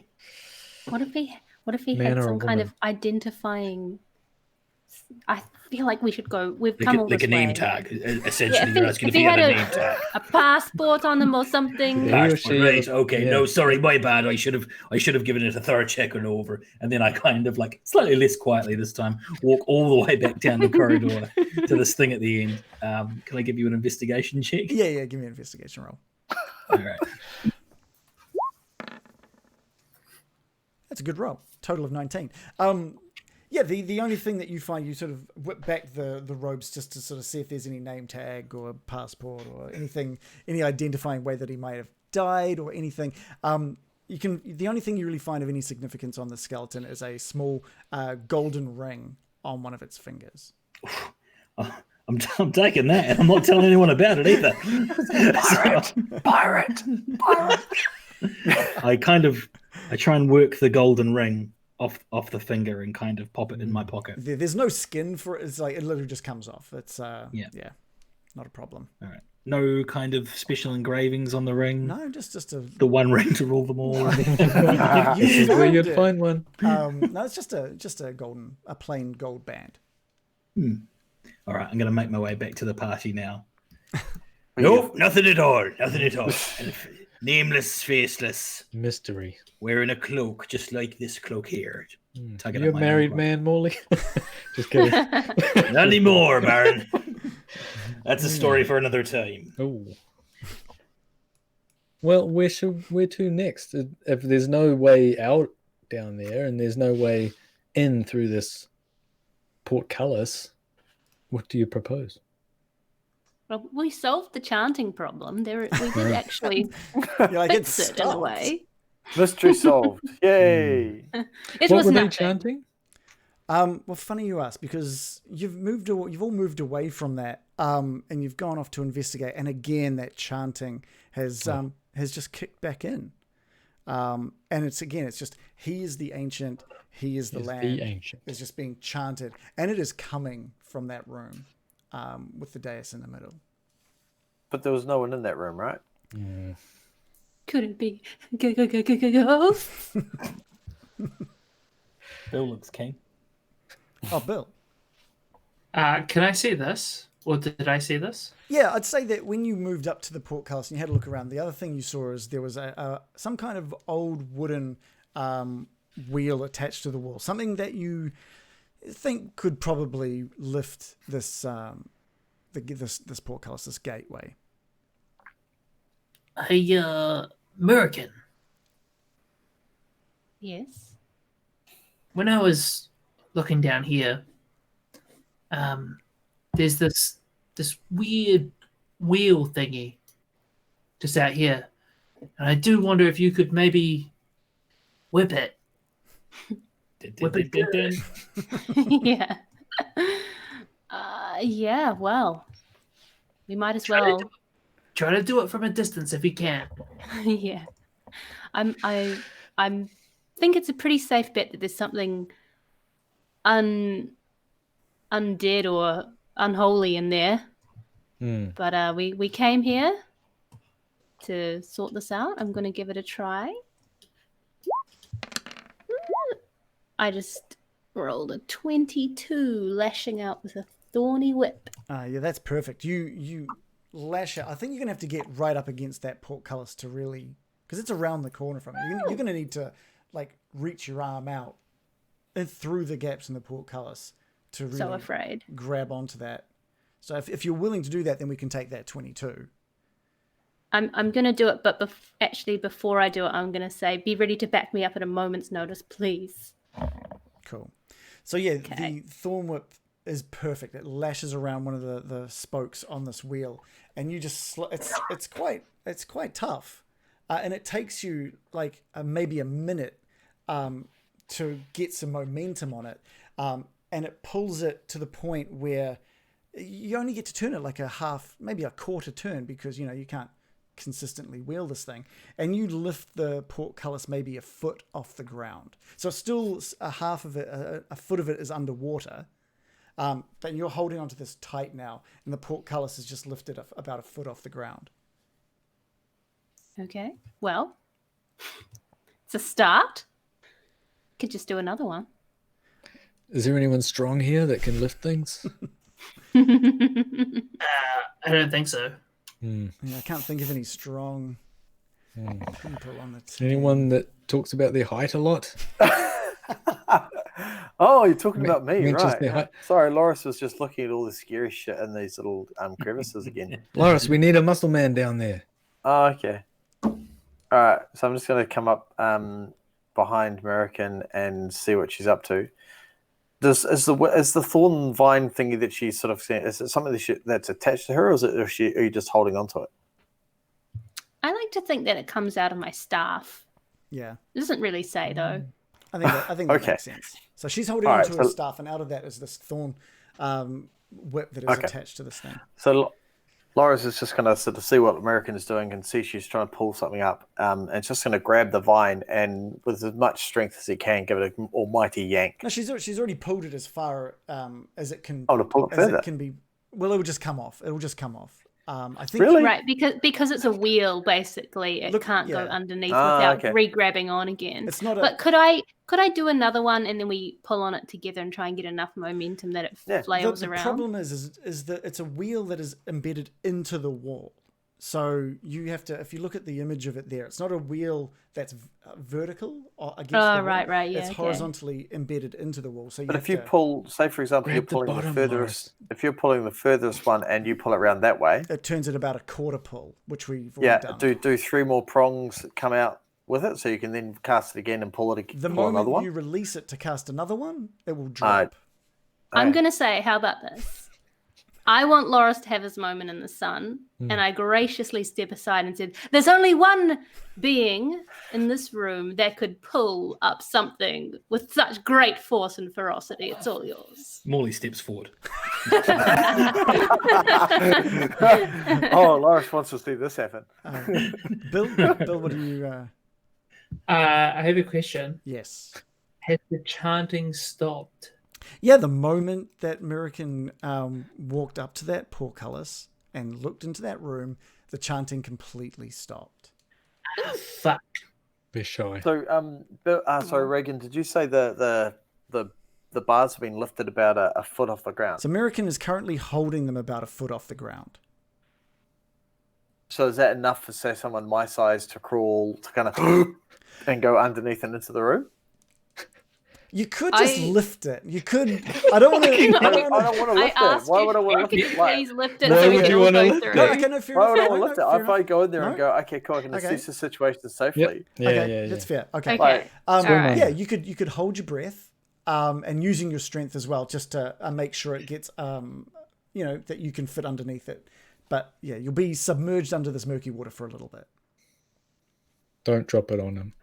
Yeah, American, don't drop it on me, okay? I'm just going to go in and investigate. Just stay there and hold it. So basically what I want to do is I want to sort of duck under and go underneath it and then pop up on the other side. And if I think it's safe, I'm going to spin the wheel and open up the whole way. Spin that wheel. Okay, cool. Yeah, Spin the wheel. you make it under. It's a little bit of a tight fit, and you manage to just lift it a couple of extra inches just as you make your way underneath it, and you roll underneath and come up the other side in this amazingly. This room is actually quite a nice looking room, apart from the pile of waste in the southern wall in that little alcove. That's kind of gross. Yeah. And the chanting is not there. There's no one in this room but you. Hello, anyone there? And that echoes beautifully. The acoustics are amazing. That echoes throughout this room and out into the room that the rest are standing in, and they can hear your voice perfectly clear as it bounces around that area. Bill. That would have been sweet in Loris's voice. It would have been, but it wasn't. Sorry. Bill. Bill pops his head around and he's like, "Oh," to the room. And that, again, is beautifully, the acoustics in this room are fantastic as that echoes out. Okay. So I'm just gonna using the wheel is just crank it up and lift up the thing and let everyone else in. Yeah, Seems perfectly. it doesn't safe in take too long for Loris just to slowly turn this wheel and lift this portcullis up. And it locks into position when it's at its highest. Good cranking. Yeah. I'm scared. It's perfectly safe, American. Come in. There's no one here. Nothing ominous in here. It's just us. It's a perfect room for Bill to sing in. So, well, just don't forget there were other singing noises coming from here just a moment ago. It's definitely I reckon Bill- haunted. I reckon Bill should stand on the dais and sing to his heart content. It'd be great. Morley, you've got Scallywag by your side this entire time as well. He's just been following you around as you've taken a look at all these little trinkets. He came with you down into that sort of prison area, and he hasn't left your side. I'm going to give Scallywag just a tiny bit more cheese. I'm really running out of cheese now, but I can't let Scallywag without. I break off a ton and kind of give it to. And he just gobbles that up. And then I'm going to pick Scallywag up. Yeah, nice. Because I'm going to be walking down. Yeah, I mean he's a short wee guy. It's a sausage dog. You don't want him to drown in these waters. I've seen many a drownings in my time, and it's not pretty. Oh, how awful! It was. Now that you're holding him, his tail is just wagging quite violently and sort of like hitting your side as it. Scallywag. It's not just a clever name. Makes me so happy to see that.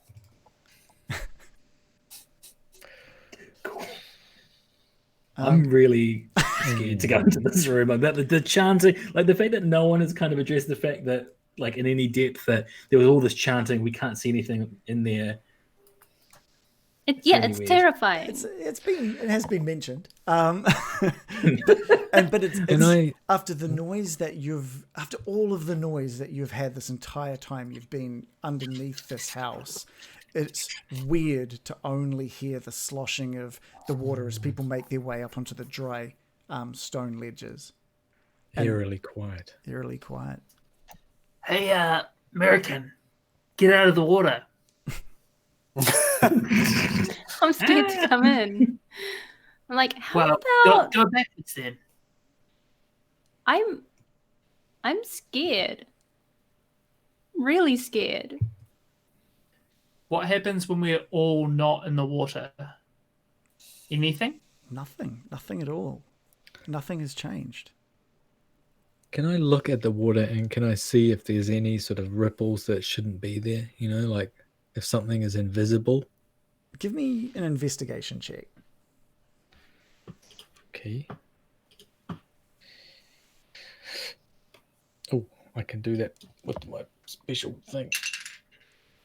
Oh, yeah. 9 plus 7. 16. Nothing seems to be out of the ordinary.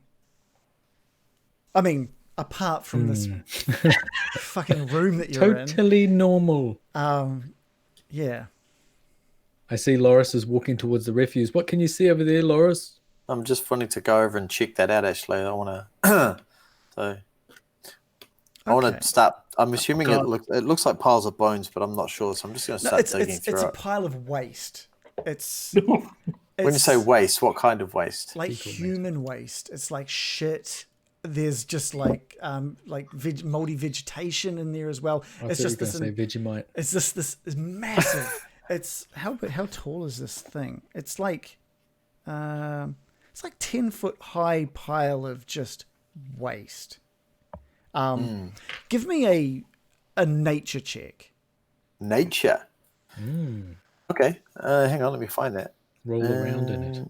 Yeah, well, that's probably going to be the option if I fail. Guano. I rolled an 18. Shit out there. Okay. Straight out an 18.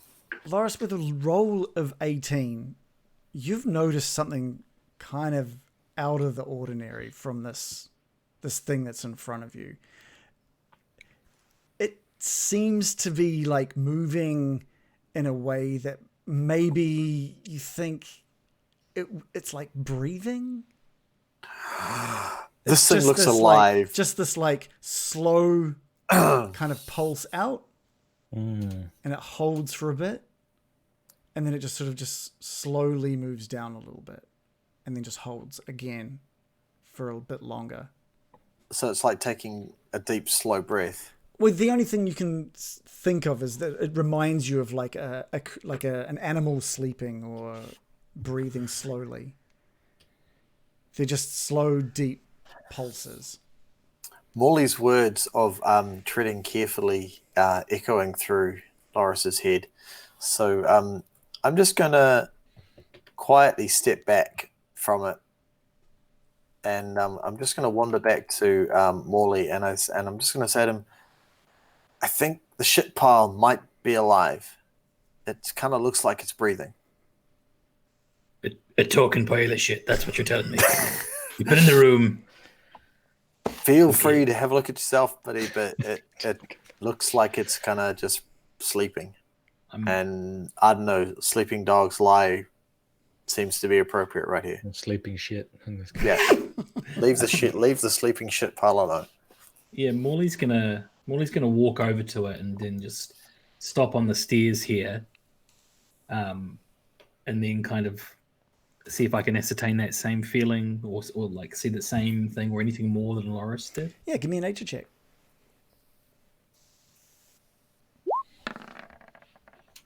4. Okay, so Loris has just told you that he thought that pile of shit in the little alcove was maybe alive and maybe breathing. And you walk over to it, and you look at it, and it looks like it's letting off some sort of like gas. Like it looks like it might be bubbling a little bit just due to what it's built of. But it just looks like a massive pile of just human waste to you. I'm gonna not saying a word and not giving too much away. I'm gonna start walking back to Loris. Loris, I had a look. I had a look, man. You know you're a big pile of shit. You know you're a big sleeping pile of shit. I'm pretty sure that's a pile of shit, man. And then I'm gonna walk down the stairs past Loris and then up to the other side, up to the Baron. Hello. He thinks the pile of shit's asleep or breathing or something. He's gone mad. He's been down underground too long, I suppose. So I look normal to you? It looks like a pile of shit. I don't know what to tell you. Okay. Here's a crazy idea, and I don't know if the sort of thing that if it did work, it might just make things worse. But Bill, what do you think if you stood up on that dais there and you said the same things that they were saying that we heard? You know, he is the ancient, he is the land. I thought you'd never ask. Oh. And I stride forward. Yeah, you sort of make your way through the water and up onto the dais and walk up to the altar that's on there. Let's have a look. I think I've got a bit of a description about that. Oh yeah, the altar is carved with like just hideous depictions of these grasping ghouls, and it's just completely stained with dry blood. Are you saying anything? I'm going to say the same thing. To the He is the ancient. He is the one. No, the land. He's the land. The land. Bill. You go to open your mouth to say this, and before you can get any of that out, the chanting rises once more to basically match what you're saying as you say it. And all of you just see 13 apparitions appearing on the ledges overlooking this room, each one resembling a black-robed figure holding a torch. But there's something different about these torches. These torches, the fire on them is black, and it seems to absorb light into them. Where you'd expect to see these faces of these apparitions, they're just voids. And they start to chant something different now. They start to chant, "One must die. One must die." Over and over they chant, "One must die." Morley's going to take off. I mean, he's going to jump into the water from here, like presuming this is a fucking stupid idea. What I'm trying to do is jump into the water and start running towards Bill and grab Bill and carry him off the dais because I think he's in danger. And that's where we're going to end it tonight. Oh no. Yes. Oh, I love it. That's us. That's us for the night. Well, shit. Woo! I thought you were going to jump in and offer Scallywag as a sacrifice. Never. Well, then you don't know Morley very well. Never. I would never let that happen. That was awesome. Oh man, one must die. One must die. That was Bag's awesome. Yeah. Bag's not. Okay. I think some snakes on the Deadpool have changed. So you're standing on there's a kind of a dais and there's a platform with dried blood. With dried blood on it, where clearly sacrifices have been made. And Morley's just got a bad feeling. That's why he's kind of taken off and is going to try and like tackle you almost, but carry you away from that thing. I've got a real bad feeling about this. Yeah, fair enough. Oh, brilliant. Yeah, that was awesome. And I was really thinking, I didn't want to mention it because it was quite spooky. I don't want to make it, but I was just thinking of Fraggle Rock, where they have the fucking The talking trash heap. dumpster. The talking trash pile. Yeah. First thing I thought of, actually. The trash heap. Yeah. That and Jabba the Hutt. Or Pizza the Hutt, Pizza sorry. the From Hutt. Yeah. Spaceballs. Yeah. Joe, you've been pretty quiet. I love how you just dismissed my theory that it was alive though, Morley. Like I'm just like while I was just standing there going, fucking like I've got nothing to say to that. But okay. How are you doing over there, Joe? Yeah, fine. Just been letting other people have their moments. She's gonna have nightmares tonight. I'm not gonna be able to sleep now. I'm gonna be just thinking about what's next. I've got some theories about what's going on. Oh, do you want to talk about them? Do you want me? Okay. I'm not gonna answer any questions. Yeah. It, so I'll stay quiet. I don't know if I should put on my poker face. Yeah. Well, there's 13 ghosts, right? And then I counted those artifacts out there. There's 13 of them. Ooh. So each artifact was one of the people that Could came be with, maybe. Could be associated with those things. Interesting. That's like each of their cubbies that they take, put their prized possessions in before they start their ritual, and they're like, pigeonhole. "Oh, got to put my little thing away because I don't want to get that wrecked when I do my ritual where I kill, say, any adventurers that come around." Yeah, their little gold cloaks and stuff like that. Yeah, like, oh, I don't want my little rat skull to get wrecked. I'm really surprised that Loris didn't just go to grab that the dagger with the rat skull pommel. I was like, oh, that'd be a great addition to Loris. Is that what it is? Loris certainly noticed it and certainly put a mental note that it was there. It was just one of those things of like, well, I'll grab it on the way out kind of thing if Morley doesn't grab it before I do. Yeah, fair I enough. appreciate it. He doesn't even use daggers. I'm the one that uses daggers. Besides the fact that Loris coming out with a dagger is going to look ridiculous, but it could be quite fun. Yeah, he's just holding it between two fingers. Like, I might use it as a toothpick or something. Good whittle. That'd be great. You should totally use it as a toothpick. Wetland wood. I was trying to write them all down, but I missed maybe the third one. I And- can give you a full list of them if you want. Okay, so go hand on a rope, a dagger of bone.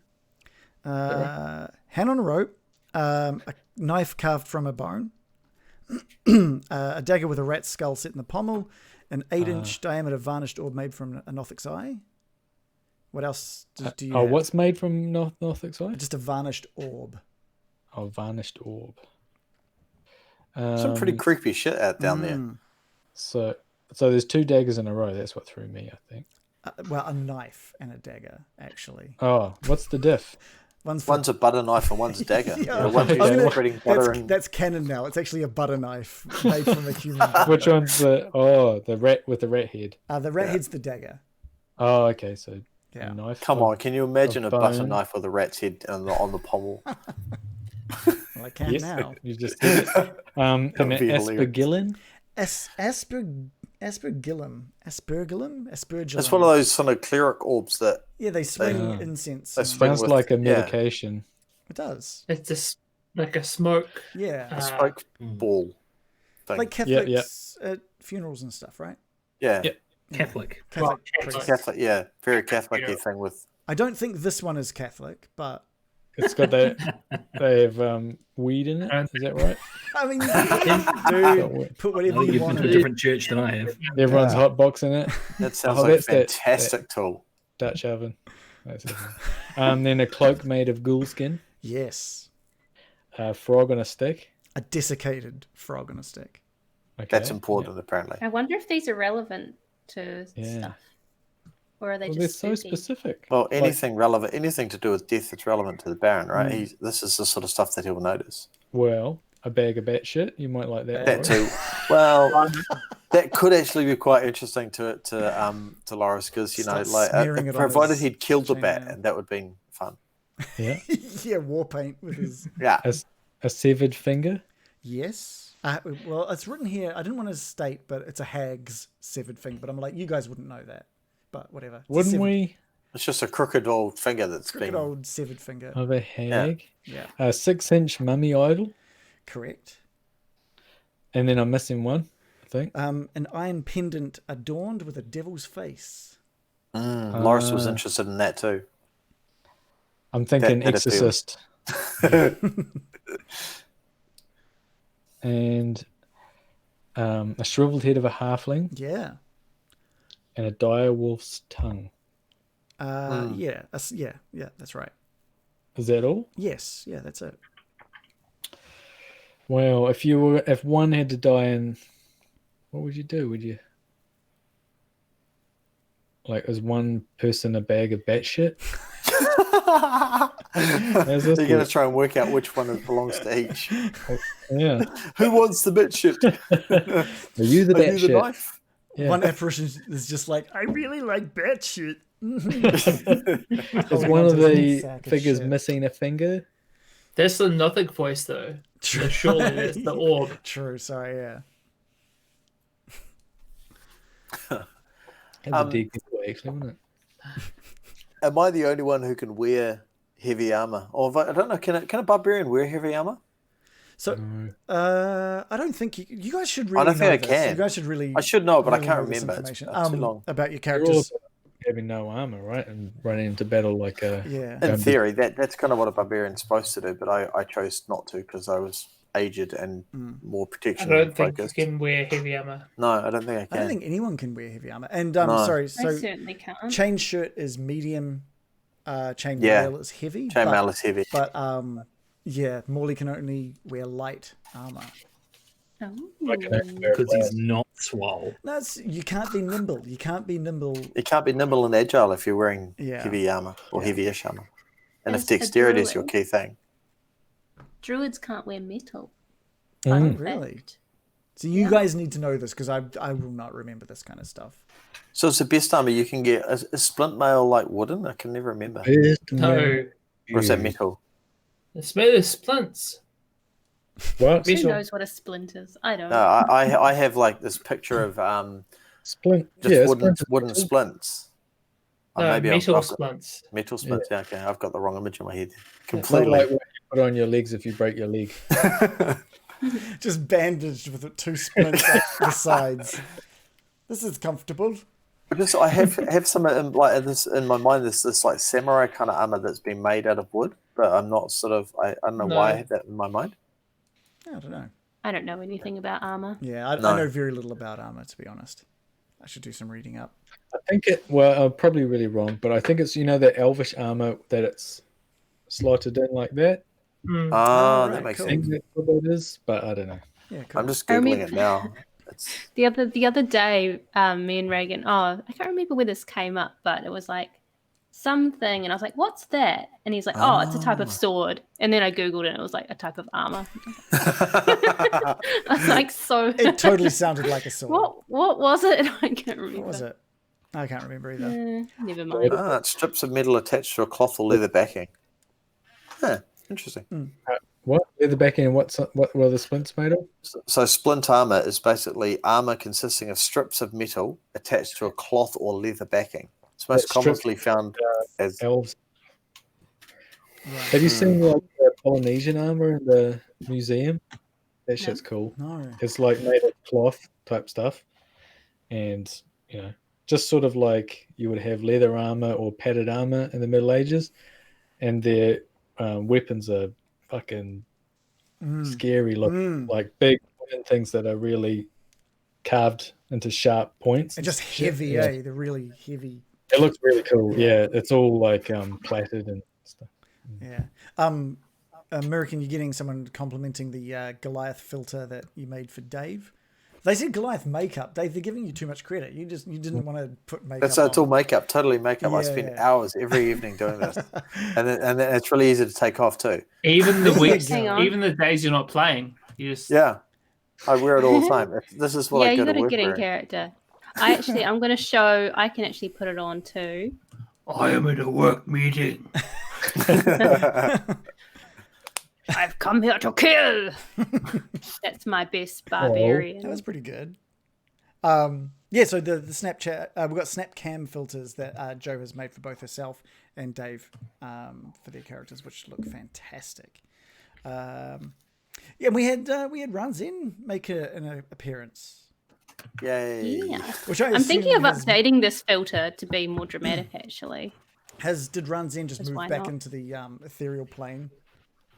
Yeah, let's say. I thought instead of just having him on me all the time, I'll just like use it like a bonus action every now and then, so it's not like constant in the mix. Someone's asking if the Loris filter is available anywhere.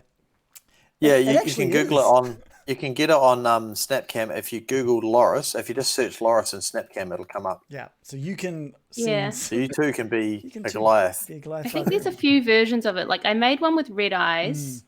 Yeah, there's this one for with when red eyes. he's raging, and there's one with him with bark skin. Yeah. For like if I ever cast bark skin on someone, it gives them better AC, but it's actually quite crap, so I never do it. It only Yeah. puts the AC up to 16, so it's not. Yeah, exactly- it's lower than mage what. armor.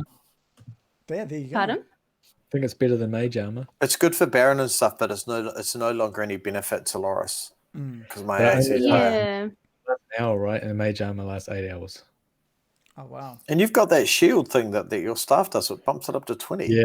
That's Normally super it doesn't cool. work though because I get hit for 25. Yeah.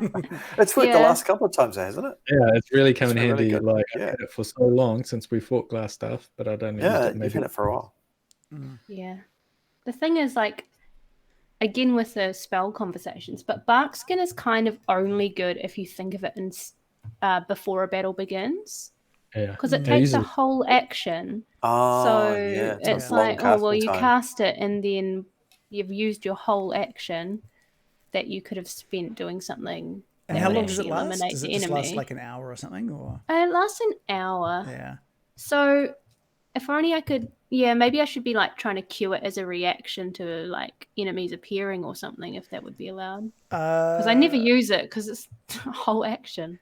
Yeah, I mean it's the kind of thing where you're just like, oh, there's probably something scary behind those paintings. Quickly cast bark skin, something like that. Yeah, You know, that kind of thing. yeah. Now, It's actually not that good. Don't forget, Baron and Bill, you've both got inspiration as well. I don't know if you've marked that on. Yeah, you got it last week, and Bill got it the week before. Last week.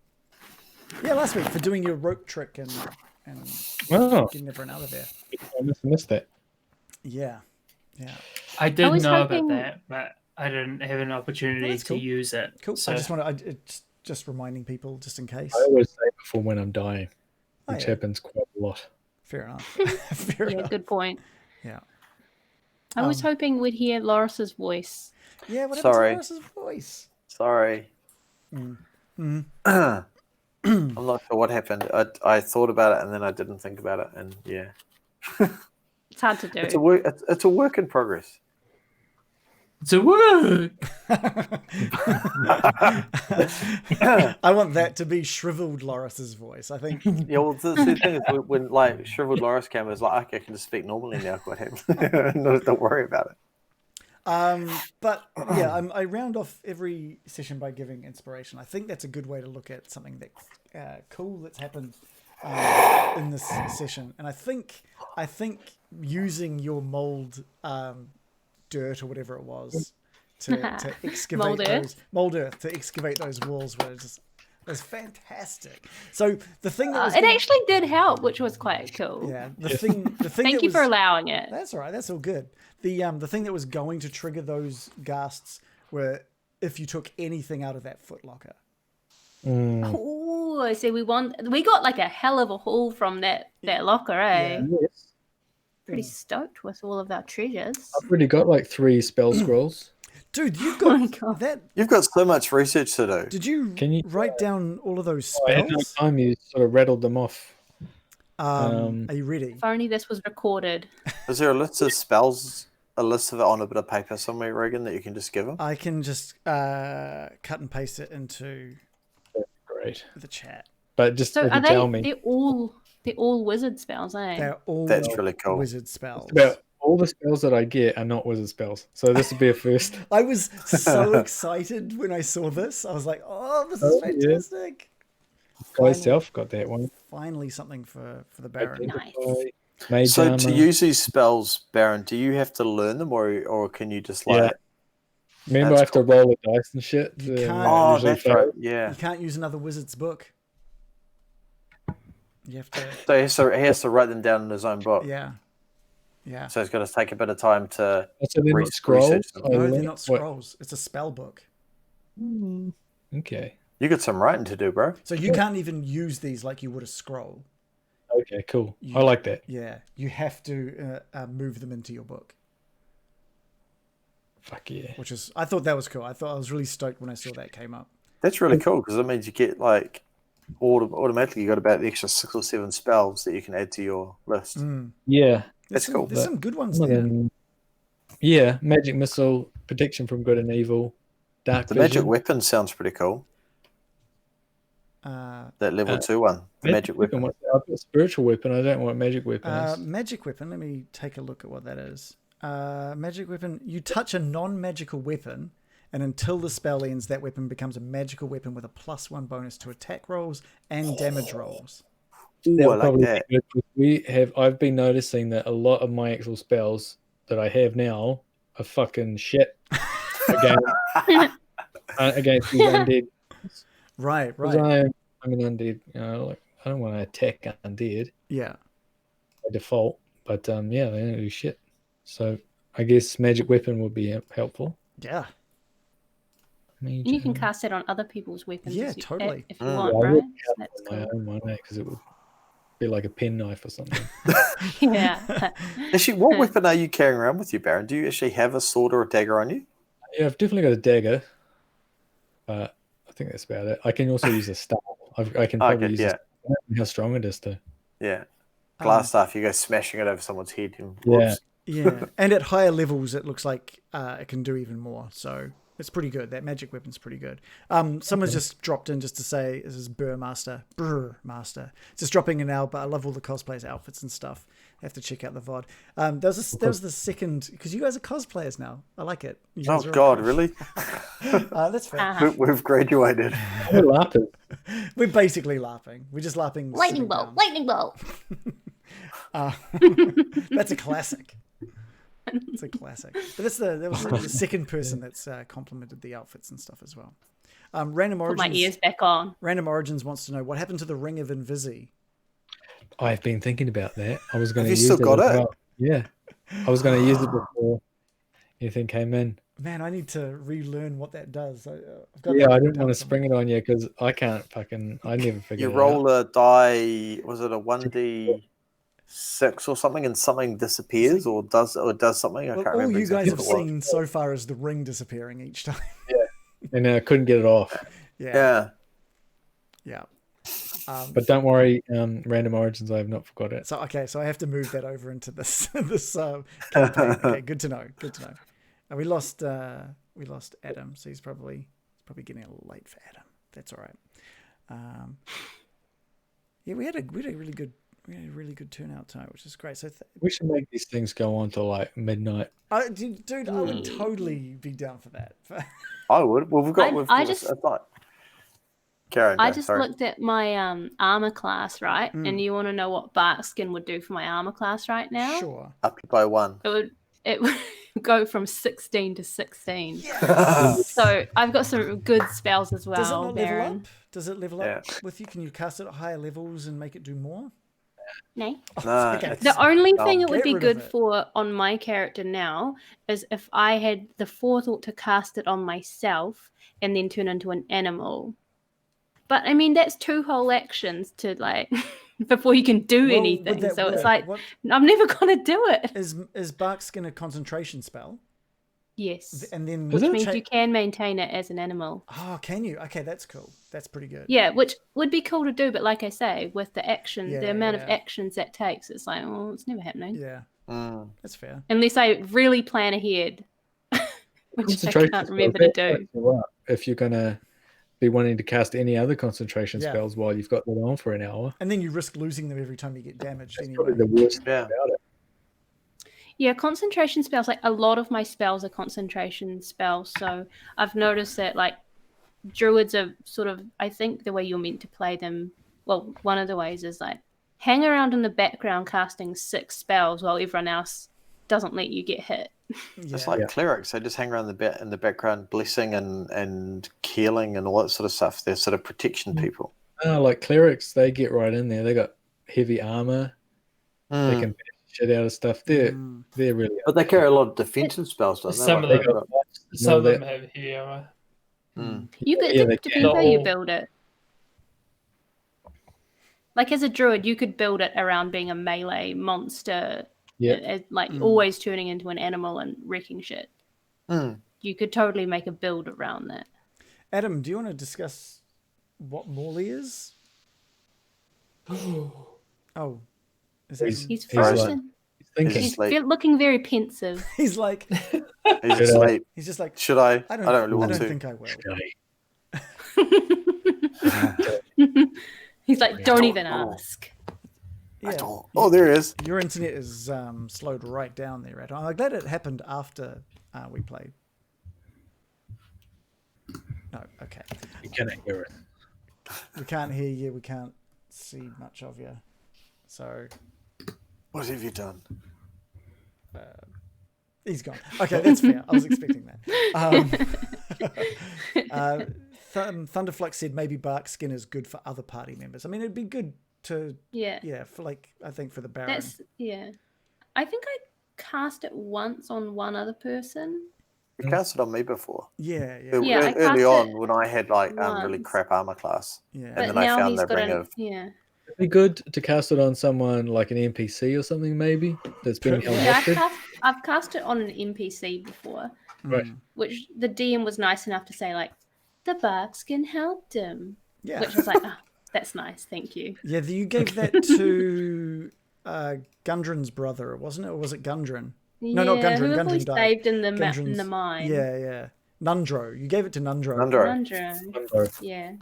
And then you guys disappeared off to fight Billy, and came back, and him and Sildar had fought off a bunch of like Yeah. creatures and stuff.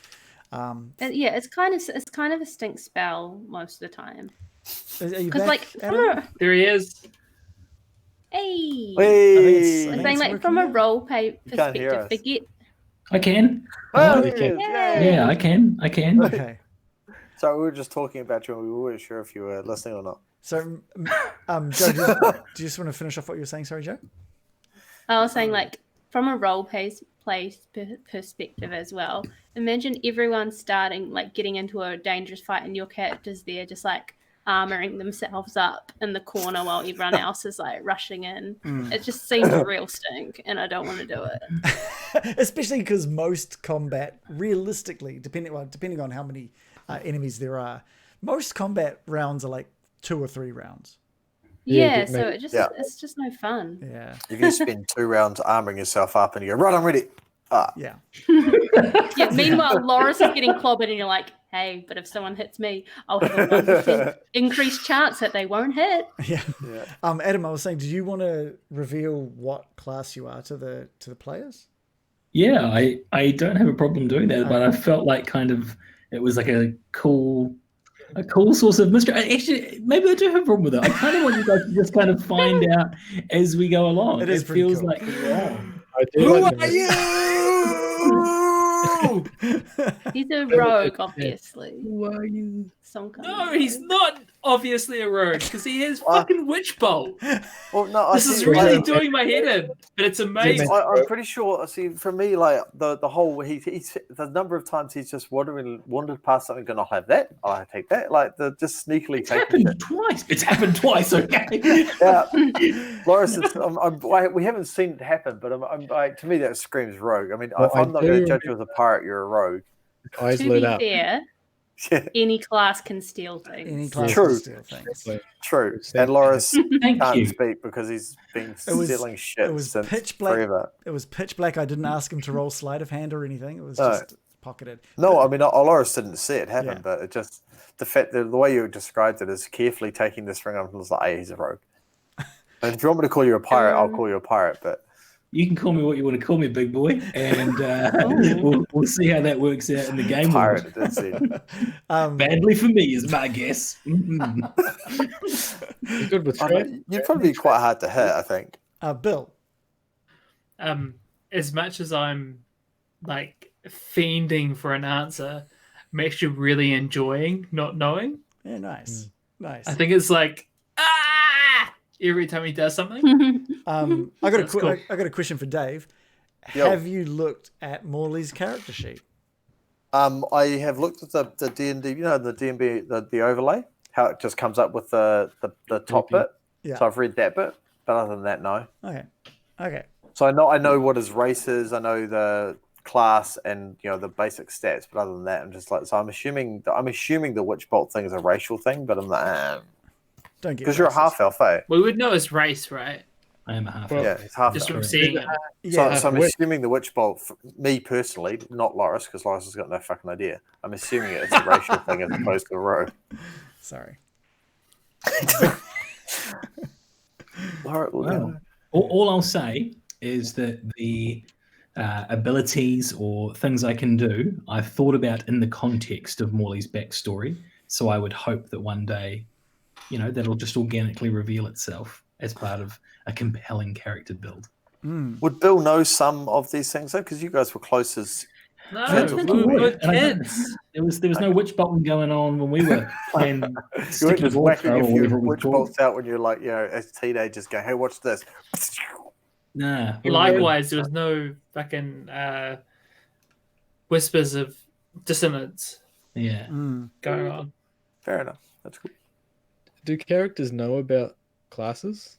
I guess you'd know about like a guild. It's like a job, isn't it? But do you know about a class I don't like think that? so. I guess you'd know a wizard. Wizard, would you know?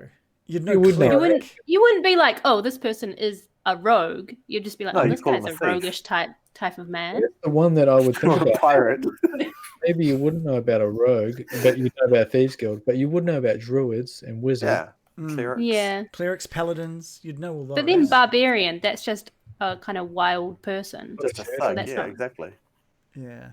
Just a dude that wanders around, or someone that like a tribe that wanders out in the wilds and doesn't really. There's Yeah. tribes of barbarians. Yeah. Yeah. Bards are definitely a job. Yeah. I think fighter, you wouldn't probably call them fighters, but they'd be like knights and soldiers and all that kind of stuff. Like, Yeah. And generally, knights have a calling of some sort, or fighters. Sorry, they have a, they are knights, or they are sort of something else. I've just thought of something really good though.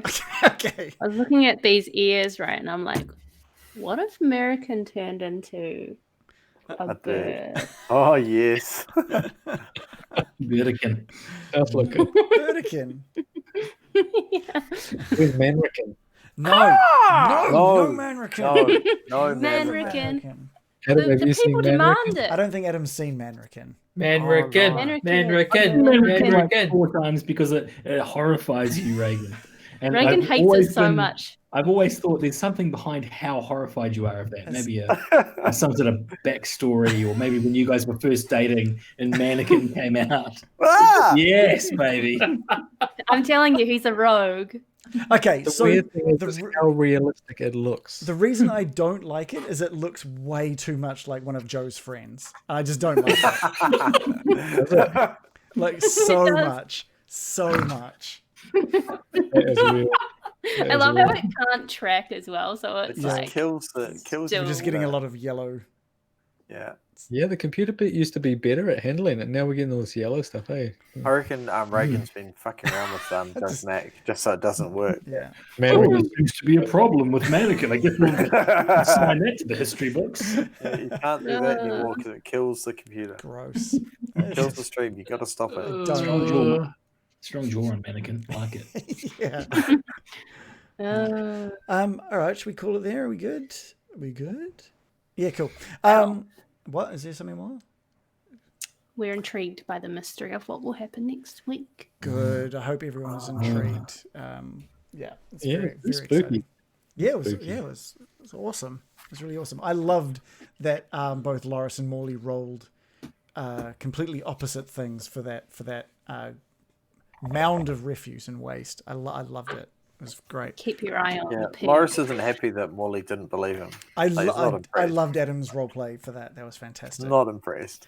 But yeah, Seriously not. if you guys are watching and this is the first time you've seen us and you like what we have done tonight, give us a follow. Click the little follow button, and you'll be alerted next time we go live next week. And if you want to check, we're still pretty early on in the Curse of Strahd, so feel free to check our episodes 1, 2, 3, and 4 either on YouTube.